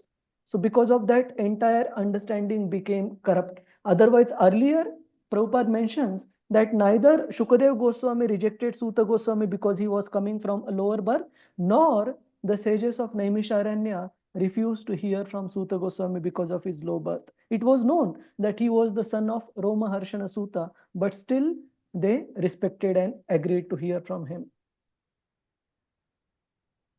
The Ganges water. Shall I continue, Prabhu? Yes, Mataji. The Ganges water is accepted as pure, and one can become purified after taking a bath in the waters of Ganges. But as far as the great devotees of the Lord are concerned, they can purify a degraded soul even by being seen by the lowborn, and what to speak of association. Yes. So here, Srila Prabhupada is referring to another Vaishnava song by one of the great Vaishnava Acharya, great Vaishnava Acharya, Srila Narottam Das Thakur. So he has glorified the Vaishnavas in this song, E Baro Karuna Karo Vaishnava Gosai. So in this song, there is a stanza where he says, Hare Krishna. Hare Krishna, Prabhu, you are not audible. Not audible. Oh, Krishna. Hare Krishna, Prabhu, it's clear for us. Yes, Okay. Prabhuji, it's clear for us. So, P.S. Murthy Prabhu, you want to just log out and re-log in, Prabhuji. Okay, just try once. If you still face the issue, let us know, Prabhuji. Okay, P.S. Murthy Prabhu. Hare Krishna. So in this song, there is one stanza where Narottam Das Thakur writes, Gangara parasha hoile paschate pavan darshane pavitra koro e tomara gun. So he says that to purify oneself from the water of Ganges, one needs to take bath in the water of Ganges.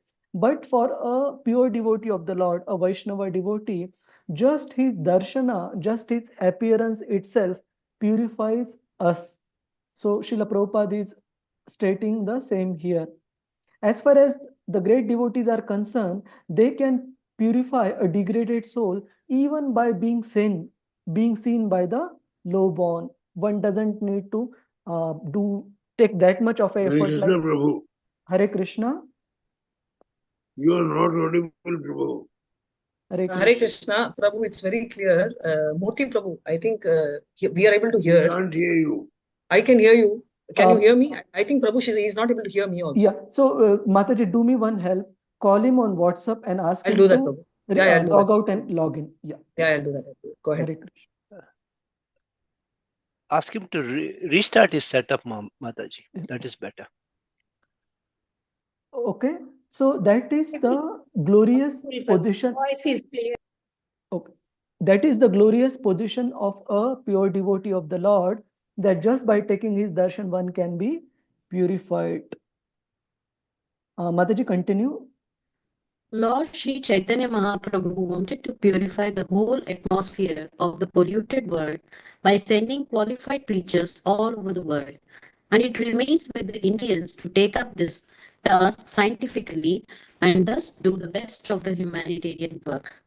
The mental diseases of the present generation are more acute than bodily diseases. It is quite fit and proper to take up the preaching of Srimad Bhagavatam all over the world without delay. Thank you. Hare Krishna. Thank you, Mataji. So in the concluding part of the purport, Srila Prabhupada is stating the expectation of Lord Chaitanya Mahaprabhu from each and every person who has taken his birth in this holy land. And as such, not just in the context of ISKCON, restricted to those who have taken birth in the holy land of India, but those who have been connected with this Vedic culture through this Krishna consciousness movement. It is the responsibility of all of us to take up the task of scientifically preaching this message all over the world. And Srila Prabhupada mentions this is the true humanitarian work. And this work is being taken up by Suta Goswami here. So let us proceed. We still have 4 more verses that I had planned.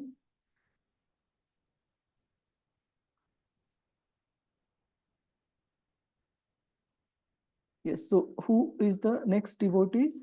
Prabhuji's, Mataji's. There are so many devotees who have not recited at all. Radhika Ratnanga Mataji, Nityangi Mataji. Hare Krishna, Prabhu. Hare Krishna, Mataji, you want to recite? Yes, Prabhu. Okay, okay.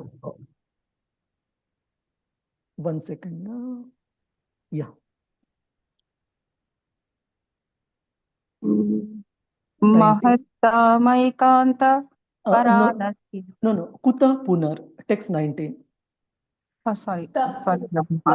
Acha. Kuta Punargranato Namatasya. Kuta Punargranato Namatasya. Mahatmatmaikanta Parayanasya. Mahatmatmaikanta Yo Ananta Saktir Bhagavan Ananto. Yo Ananta Shaktir Bhagavan Ananto. Mahat Gunatvadiyam Anantam Mahu. Mahat Satyam Ananta. Translation. Translation by His Divine Grace, A.C. Bhaktivedanta Swami Srila Prabhupada ki jai.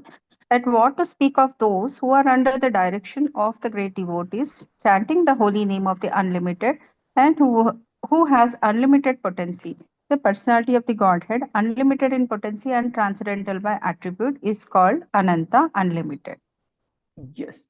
So in the earlier verse, Suta Goswami has glorified the association of a great soul like Shukadev Goswami, just by whose association one can become purified of all the demerits, disadvantage, disqualifications resulting from lower birth. And not just the association of such a great devotee, but if under the instructions of such great devotees, one starts chanting the holy names of the Lord, then that chanting has all the more power. So, simple association is one, but specifically following the instructions to chant the holy name based on the instructions of that pure devotee has got unlimited power. So, Mataji, maybe just read the highlighted part, then we see a pastime. Okay, Prabhu. And to answer these false logicians, Srimad Bhagavatam asserts that one who chants the holy name of the Lord under the direction of pure devotee can at once get free from the disadvantages due to a lower caste birth. Hare Krishna. Prabhu. Thank you, Mataji. So we see Chaitanya Mahaprabhu, he gave so much importance to anyone who was following a particular devotional practice based on the instruction of their own spiritual master.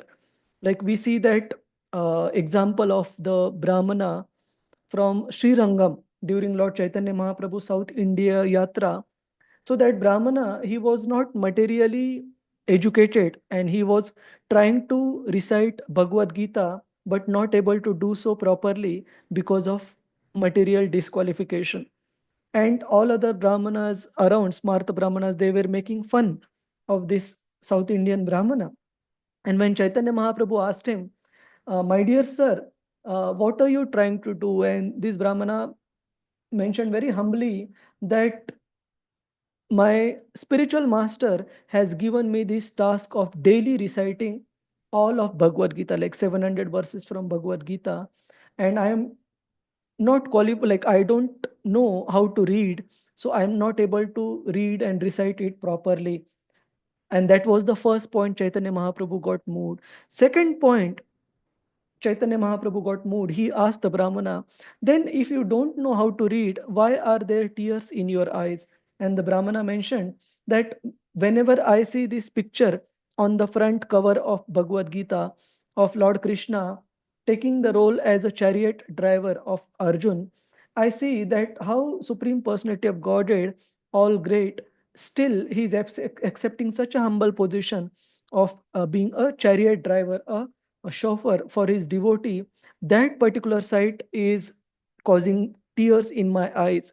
When Chaitanya Mahaprabhu heard these two explanations, answers from the Brahmana, first being he following the instruction of his spiritual master to try to read Bhagavad Gita every day, and second, to his own understanding and realization of seeing Krishna being the chariot driver of Arjuna and causing tears in his eyes, Chaitanya Mahaprabhu embraced that Brahmana and mentioned that you are the true authority in understanding Bhagavad Gita. You have understood the essence of Bhagavad Gita. So, point is, Lord Chaitanya Mahaprabhu gave immense importance to any devotee who is sincerely trying to please his spiritual master. So, this particular fact cannot be emphasized enough. If we want to be successful in our life, very simple. Here, the class of your spiritual master, note down the points, what he is expecting his disciple to follow in their lives, and try to incorporate, implement that order of the spiritual master in our own life. You won't believe how much we will please Krishna if we simply follow these ABCD steps. We don't have to be doing anything extraordinary. simply follow the instructions of the spiritual master. And Suta Goswami is specifically glorifying those devotees who chant japa, who chant the Hare Krishna Maha Mantra under the instructions of their spiritual master. They become all the more qualified, empowered. So purport is a bit long, so you all continue, read at your leisure. Since the devotee is surcharged with the potency of the Lord, even fractionally, the disqualification of lower birth cannot stand in the way. So Suta Goswami is giving all this glorification of Shukadev Goswami to explain how his disqualification as a born of a Suta family, of a mixed caste family, it is taken away because of he having heard from Shukadev Goswami. So that is his humility, first characteristic we see of a speaker. Continue to read Mataji, text 20 translation.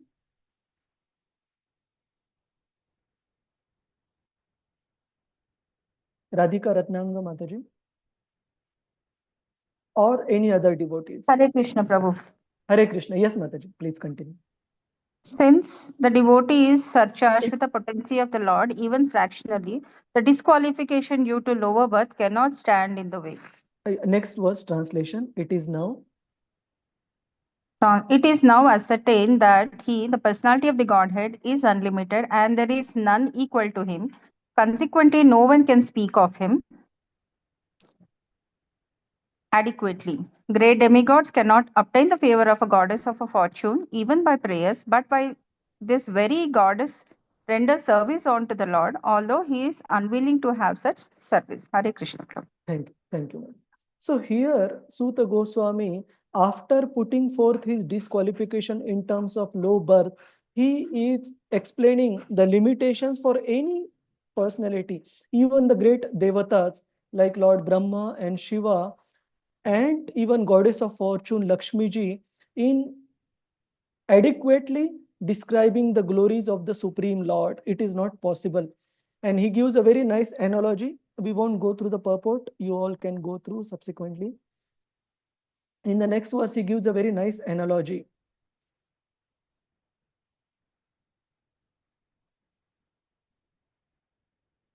Please continue, Mataji. Yes, Prabhu. Translation. Who can be worthy of the name of the Supreme Lord but the personality of the Godhead, Sri Krishna?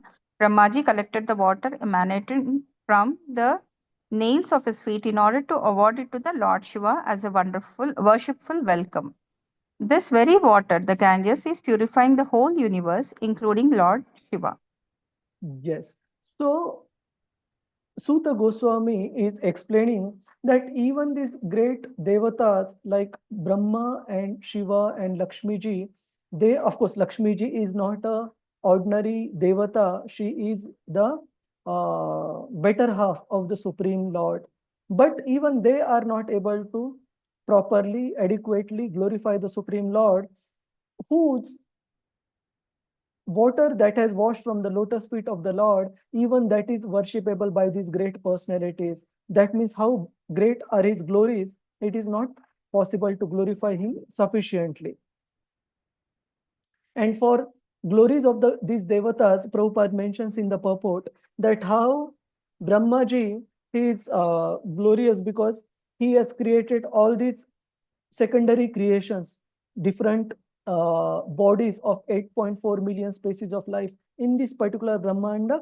And like that, different Brahmajis have created the creation, secondary creation in all different cosmoses. So they are that great, but even they can't glorify Krishna. Or for Lord Shiva, Prabhupada writes in the purport that he displayed great mystic powers because he drank the entire ocean of poison, halahal poison, even a drop of which was sufficient to kill so many living entities. But even that Lord Shiva, and he's holding the pure water of Ganges, which has washed the lotus feet of the Lord in his jata, in his matted hairs. But even he is not able to glorify the Lord. Then how we can glorify? That he mentions with the help of a analogy, which comes in text 23. So let us cover this verse. Any devotee would like to recite this verse, Prabhuji's, Mataji's? What is the qualification for understanding Lord Krishna? Hare Krishna. Vandita Mataji. Vandita Mataji, you have such a beautiful name given by His Holiness Jayapataka Maharaj. You can write that name, Mataji. Right? You can use initiated Sorry, name. sorry, Prabhuji. Sorry. No, not for me. As a respect towards Guru Maharaj, you can write the initiated. Every time I write, now That's fine. You write later on. You can recite now. I will write. Vandita Tunga Vijaya Devi Dasi. Hare Krishna. You can recite the verse. Okay. Yetranuraktaah sahasaiva dhira. Yatranurakta sahasaiva dhira. Vyapohya dehadishu sangamudham. Vyapohya dehadishu sangamudham. Prajanti tatparamahamsyamantyam. Brajanti tatparamahamsyamantyam. Yasmin ahinsopasamah swadharmaha. Yasmin ahimso swadharmaha. Translation.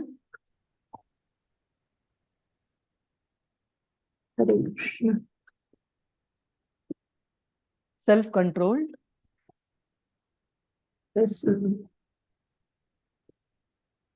Photo.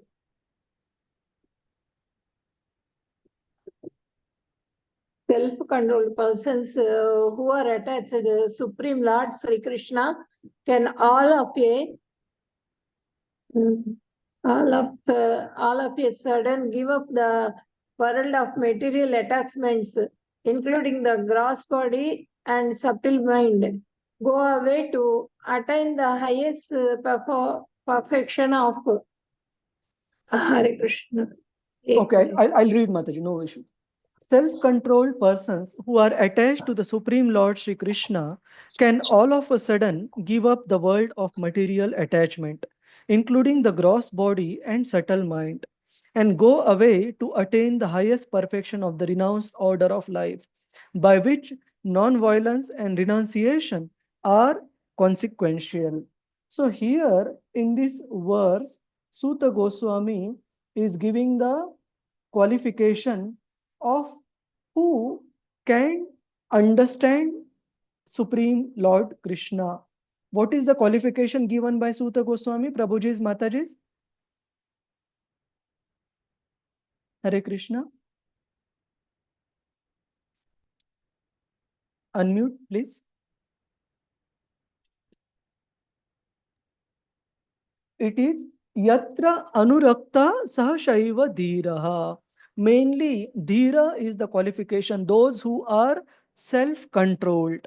That means if we want to understand Krishna, before all these qualifications develop in terms of Anurakta, in terms of our attachment to the Supreme Lord, etc., the first very important qualification is one must practice self-control.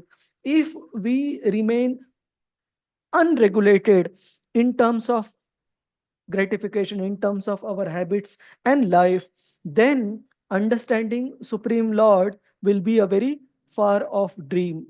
We have to be dhira, we have to be self-controlled. Please continue. Vandita Mataji, purport, highlighted part.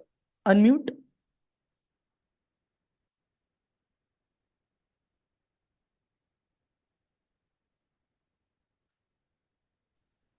Or any other devotee, Prabhuji's, Mataji?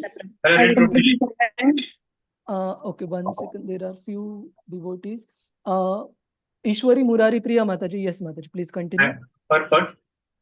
Yeah. Only the self-controlled can gradually be attached to the Supreme Personality of Godhead. Self-controlled means not indulging in sense enjoyment more than necessary. Yeah, continue. And those? And those who are not self-controlled are given over to sense enjoyment. Dry philosophical speculation is a subtle sense enjoyment of the mind. Sense enjoyment leads one to the path of darkness. Those who are self-controlled can make progress on the path of liberation from the conditional life of material existence. The Vedas, therefore, enjoin that one should not go on the path of darkness, but should make a progressive march towards the path of light of or liberation.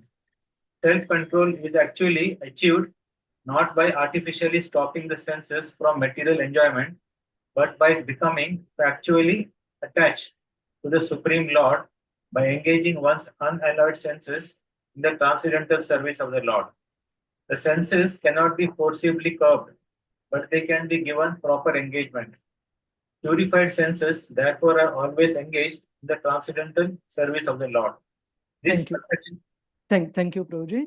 So in the earlier verse, we saw the qualification of the speaker that for him only object of worship and service should be the Supreme Lord. Then he should have heard from the spiritual master coming in disciplic succession, and by his empowerment, then he can describe.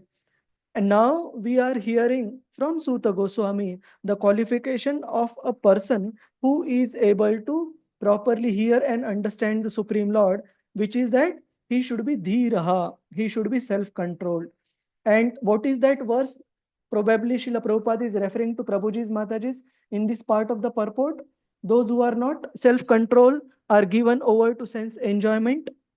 What is the verse? Specific verse from Bhagavad Gita? Prabhu, is it Vishaya Vinivartante Niraha Rasopyasya Param Drishtva Nivartiti? Bhog Aishwarya. Bhog Aishwarya Prasaktanam. Bhog Aishwarya Prasaktanam. Bhog Aishwarya Prasaktanam. Later, Taya Aparuta Chetasam Vyavasayatmika Buddhi Samadhauna Vidiyati. Yes, thank you, Mother. So maybe you can just put the number, Mataji, it is 2 second chapter, and what is the verse number? So in that verse, Lord Krishna mentions that those who are attached to sense gratification, bhoga and aishwarya, and material opulence and sense gratification, that person cannot develop the resolute determination required to practice devotional service. And here we see this self-control or having a regulated life is also very important if we want to understand Krishna as the proper listener of Srimad Bhagavatam.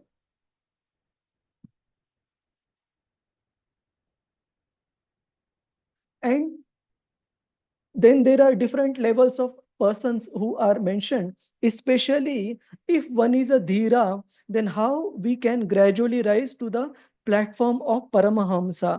Paramahamsa is the topmost level of devotees. And these Paramahamsas who have completely given up the service, given up to, not given up, given up to, that means they have given up everything for the service of the Lord, to achieve the service of the Lord. Such Paramahamsa devotees are very rare. They are very rare even amongst the liberated souls. And for this, we have quoted verse earlier in PPT slide, Muktanam api Siddhanam. You can refer to that. They are very rare amongst the rare as well. Renunciation means renouncing one's dependence on the conditions of material nature and thus becoming completely dependent on the mercy of the Lord. Real independence means complete faith in the mercy of the Lord without dependence on the conditions of matter. So sometimes people misunderstand renunciation or being completely fearless or independent.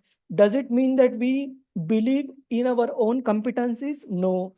Real independence means we are completely dependent not on our faculties but on the empowerment of the Lord. If Lord Krishna wants to do something through me, then I would surely do it by his mercy. Real independence means complete dependence on the mercy of the Lord. And now we come to the last verse that I had planned for today. This is an amazing verse. So we would request a devotee to recite.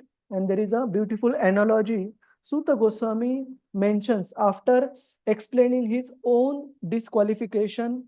What is the true qualification for the speaker? What is the qualification for the listener? Now Suta Goswami gives an analogy how we can glorify the Lord to an unlimited degree. So let me see who wants to recite. Prabhuji's, Mataji's. Those who have not recited so far. Anyone? Ajit Tiwari Prabhu, Ananda Prada, Indulekha Mataji. Anand Vilas Prabhuji is back. So welcome Anand Vilas Prabhu. I can try. Yes, Ananda Prada Mataji. Hare Krishna. Yes, Mataji. Aham hi prashto yarmano bhavatbhir. Aham hi Aham prashto Aryamano bhavadbhe Haryamano bhavati Achaksha atma bhagamotra yavan. Achaksha Atma Atma Bhagamotra Yavan Nabha patanyatma samam patitran. Nabha Patanyatma Patitran Tatha samam vishnu gatim vipishitaha. Tatha Samam Vishnugatim Vipashchitaha. This is a very famous and important verse. Prabhuji's, Mataji's. Note it down. Yes, Mataji.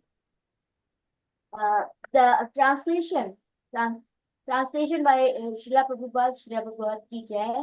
O Rishis, who are powerful, as powerfully pure as the sun, I shall try to describe to you the transcendental pastimes of Vishnu, as far as my knowledge is concerned.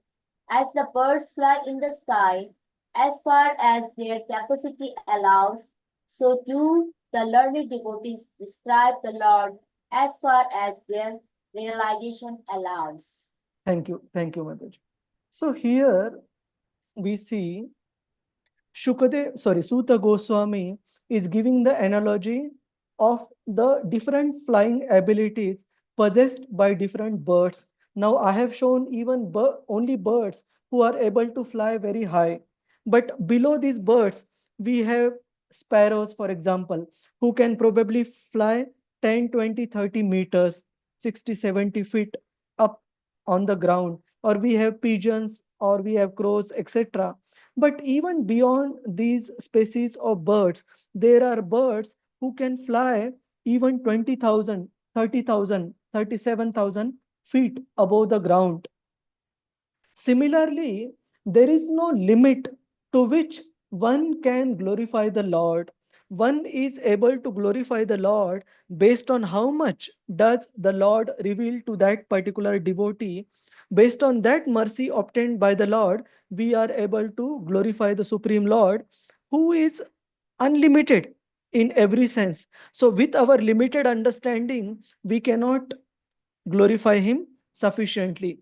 And the same point we see has been mentioned at so many places, like Lord Brahma, when he glorifies the Supreme Lord, even he mentions his inability of not being able to sufficiently glorify the Supreme Lord. Or even great personalities like Narada Muni, for example, he mentions his own inability to not being able to glorify the Supreme Lord sufficiently. Or we see third chapter of Srimad Bhagavatam, the first canto, concluding part, Suta Goswami mentions Yatha Dhitam Tatha Mati. That means whatever is the minute small intelligence or the Mati that has been granted to me by my spiritual master and by the grace of the Supreme Lord, using that limited intelligence, I will glorify the Lord whatever is possible. So, what is the takeaway point? Takeaway point is we can never understand Krishna 100%. Even the great devatas and personalities like Brahma, Narada Muni, Lord Shiva, Shukadev Goswami, they don't claim to have understood Krishna completely. What is our qualification? Our qualification is only the instruction of the Guru Parampara, that we will glorify Krishna to the level our understanding allows us based on the hearing and chanting we have done. So we go through the purport, highlighted part, Mataji. The pastimes of the Lord in different features can only be estimated partly by the great learned devotees. So Srila Suta Goswami has rightly taken this position in describing the pastimes of the Lord as far as he has realized. Factually, only the Lord himself can describe himself, and his learned devotee also can describe him as far as the Lord gives him the power of the description. Thank you, Prabhuji. Thank you, Mataji. And there is a similar verse which comes in Bhagavad Gita where Lord Krishna himself mentions that nor great personalities XYZ and ABC can understand me fully. What is that verse? You can refer to Bhagavad Gita if you want, but important to be able to relate the scriptures. Think, Prabhuji, everyone should think.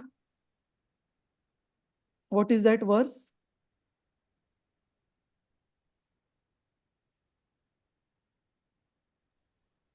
Can you repeat the question? Okay, the question is, can we think of a verse in Bhagavad Gita where Krishna mentions that not even great XYZ personalities can understand me completely? Bahunam Repeat that, Mataji, one by one. Patyamamapi janadi yavan yaschasmi tato mam tato viknato vishade tadanantara. Okay, so here Krishna mentions indirectly that only devotees can understand me. But there is another verse where Krishna mentions who cannot understand him. That also he mentions. Yeah. Yes, Murli Prabhu. That is Name I was just remembering Bahunam api something. Bahunam Janmanam Ante Gyanavan Prapadyate. Yeah. Okay. Yeah. So that so that verse is about the rarity of a devotee's value. Is completely is rare amongst rare. But there is one more verse, Rasarangini Mataji. 10th chapter. One by one. Verses are there. Who is it also Avajananti Mamuda? That is one. And second thing is Name Dushkudino Muda Prapadante Naratama Maya Prakritanana Nashram Tarvaj. So is it like people? But Dushkrutinos, they are not great personalities. Oh, okay, you're talking about among the Yeah. Krishna mentioned that not even great. I am giving hint. If I give the word, then it will be clear. Is it Prabhu Name Vidu Suraganaha? Yes, correct, Mata. What is the number? 10.2. 10.2, yes. So this is the verse where Krishna mentions that not even the great sages and many great devatas, they also cannot understand him as he is. Neither the host of the demigods nor the great sages know my origin or my opulences, for in every respect I am the source of the demigods and sages. So here again, Suta Goswami is confirming this fact. No one, not even a pure devotee, can understand Krishna completely. But still, it is worth glorifying the Lord because we would be able to glorify to the degree, to the extent Krishna empowers us and the Guru Parampara empowers us. That is our qualification. So today we covered two portions of this particular chapter. First portion we covered the glorification of Suta Goswami by the sages and their eagerness to hear from him, how that eagerness encourages Suta Goswami to further describe the Lord. And second, we describe the response to that glorification by the Suta Goswami before he starts describing Krishna. So his response is basically putting forth his position as a very unqualified person. His humility comes out clearly, and then he glorifies the benefit of association and guidance from a pure devotee of the Lord like Shukadev Goswami. And finally mentions that even such great devotees, they are also able to glorify the Lord only to a level where Krishna gives them realizations. So later part of the chapter, including the response by Parikshit Maharaj to the Brahmana boy's curse, we will cover next time, Prabhuji's Mataji's. And we will try to conclude this chapter next time. Let us see. Anyone wants to share any thoughts, realizations, or has any questions? Prabhuji's Mataji's. Vivek Sharma, Prabhu, please unmute yourself. Hare Krishna, Prabhuji. Hare I just Krishna. wanted to one clarification. In the previous verse, 18.22, it says that self-control means not indulging in sense enjoyment more than necessary. Yes. So, what is that's more than necessary means here? Very nice question. So for that also there is a verse. What does necessary mean? 6:17. Necessary means in a regulated manner. Krishna himself mentioned that for one to be a successful yogi, including bhakti yogi, he has to be regulated in his everything. What all? Including regulation in one's eating, regulation in one's sleeping, regulation in one's recreation and work habits. So more than necessary, it means he only enjoys in a regulated manner what is allowed. Like say for example, eating, one would only eat Krishna Prasadam up to the required quantity. Right. Sleeping, Prabhupada mentions in the purport, one should have 6 hours of sleep, not too much. If we sleep too much, we will become lazy. If we sleep too little, we will become crazy. So that is regulation in sleep. Recreation means activities that we do to recharge our batteries. That also has to be regulated, and work habits, they also need to be regulated. Is that all right, Vivek Prabhu? Right, Prabhuji. Thank you so much. It You means have, for yeah, the maintenance of the body, whatever is minimum required. yes, maintenance of the body based on the instructions of Regulated. our acharyas, specifically Srila Prabhupada. Got it. Thank you, Prabhu. Hare Krishna. Like I'll give you one simple example. Uh, like last time we had spoken, say Ekadashi, yesterday was Ekadashi. And normally the mood of Ekadashi is we reduce the bodily demands so that we can give more time for Krishna. So there are so many Ekadashi Prasadam options available, and we can choose based on our bodily needs and to keep our focus on Krishna. So there are some extra luxury options available, like Ekadashi pizza, for example, and that can be given to a newcomer so that they become encouraged to practice Ekadashi fast. But somebody who has spent a sufficient amount of time in devotional service, we need not go for Ekadashi pizza. Otherwise, it will be gratification of our tongue.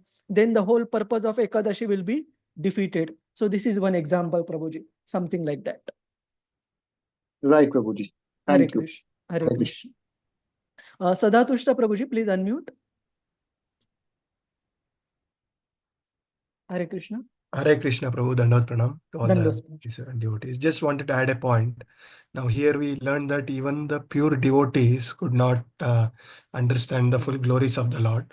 In other side, when we see the pure devotees don't even want to know the glories or opulences of the Lord. They're happy in their own bhava.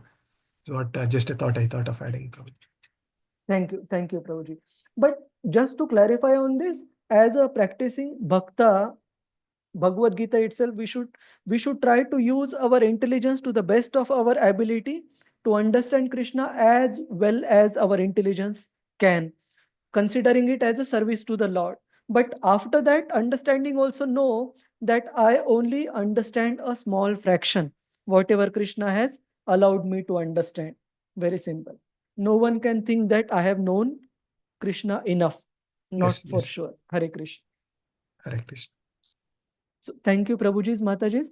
Hare Krishna, Prabhu. Yes, Divya Rukmini Mataji. Prabhu, what is the slogan? Is the 10 number, 10 point? 10-2. 10-2. Okay. Okay. Second verse. Rohini Mataji, have you shared the attendance link? Prabhuji, I've shared it with you on WhatsApp. Oh, but sorry. Just share here also, Mataji. Okay, Prabhuji. Yeah, I did not check my WhatsApp. Sorry. Hare Krishna, Krishna Krishna, Hare Hare. Hare Rama, Rama Rama. Yes, Mataji, somebody was saying something. Okay. So let me stop the recording. Then I have few announcements to make.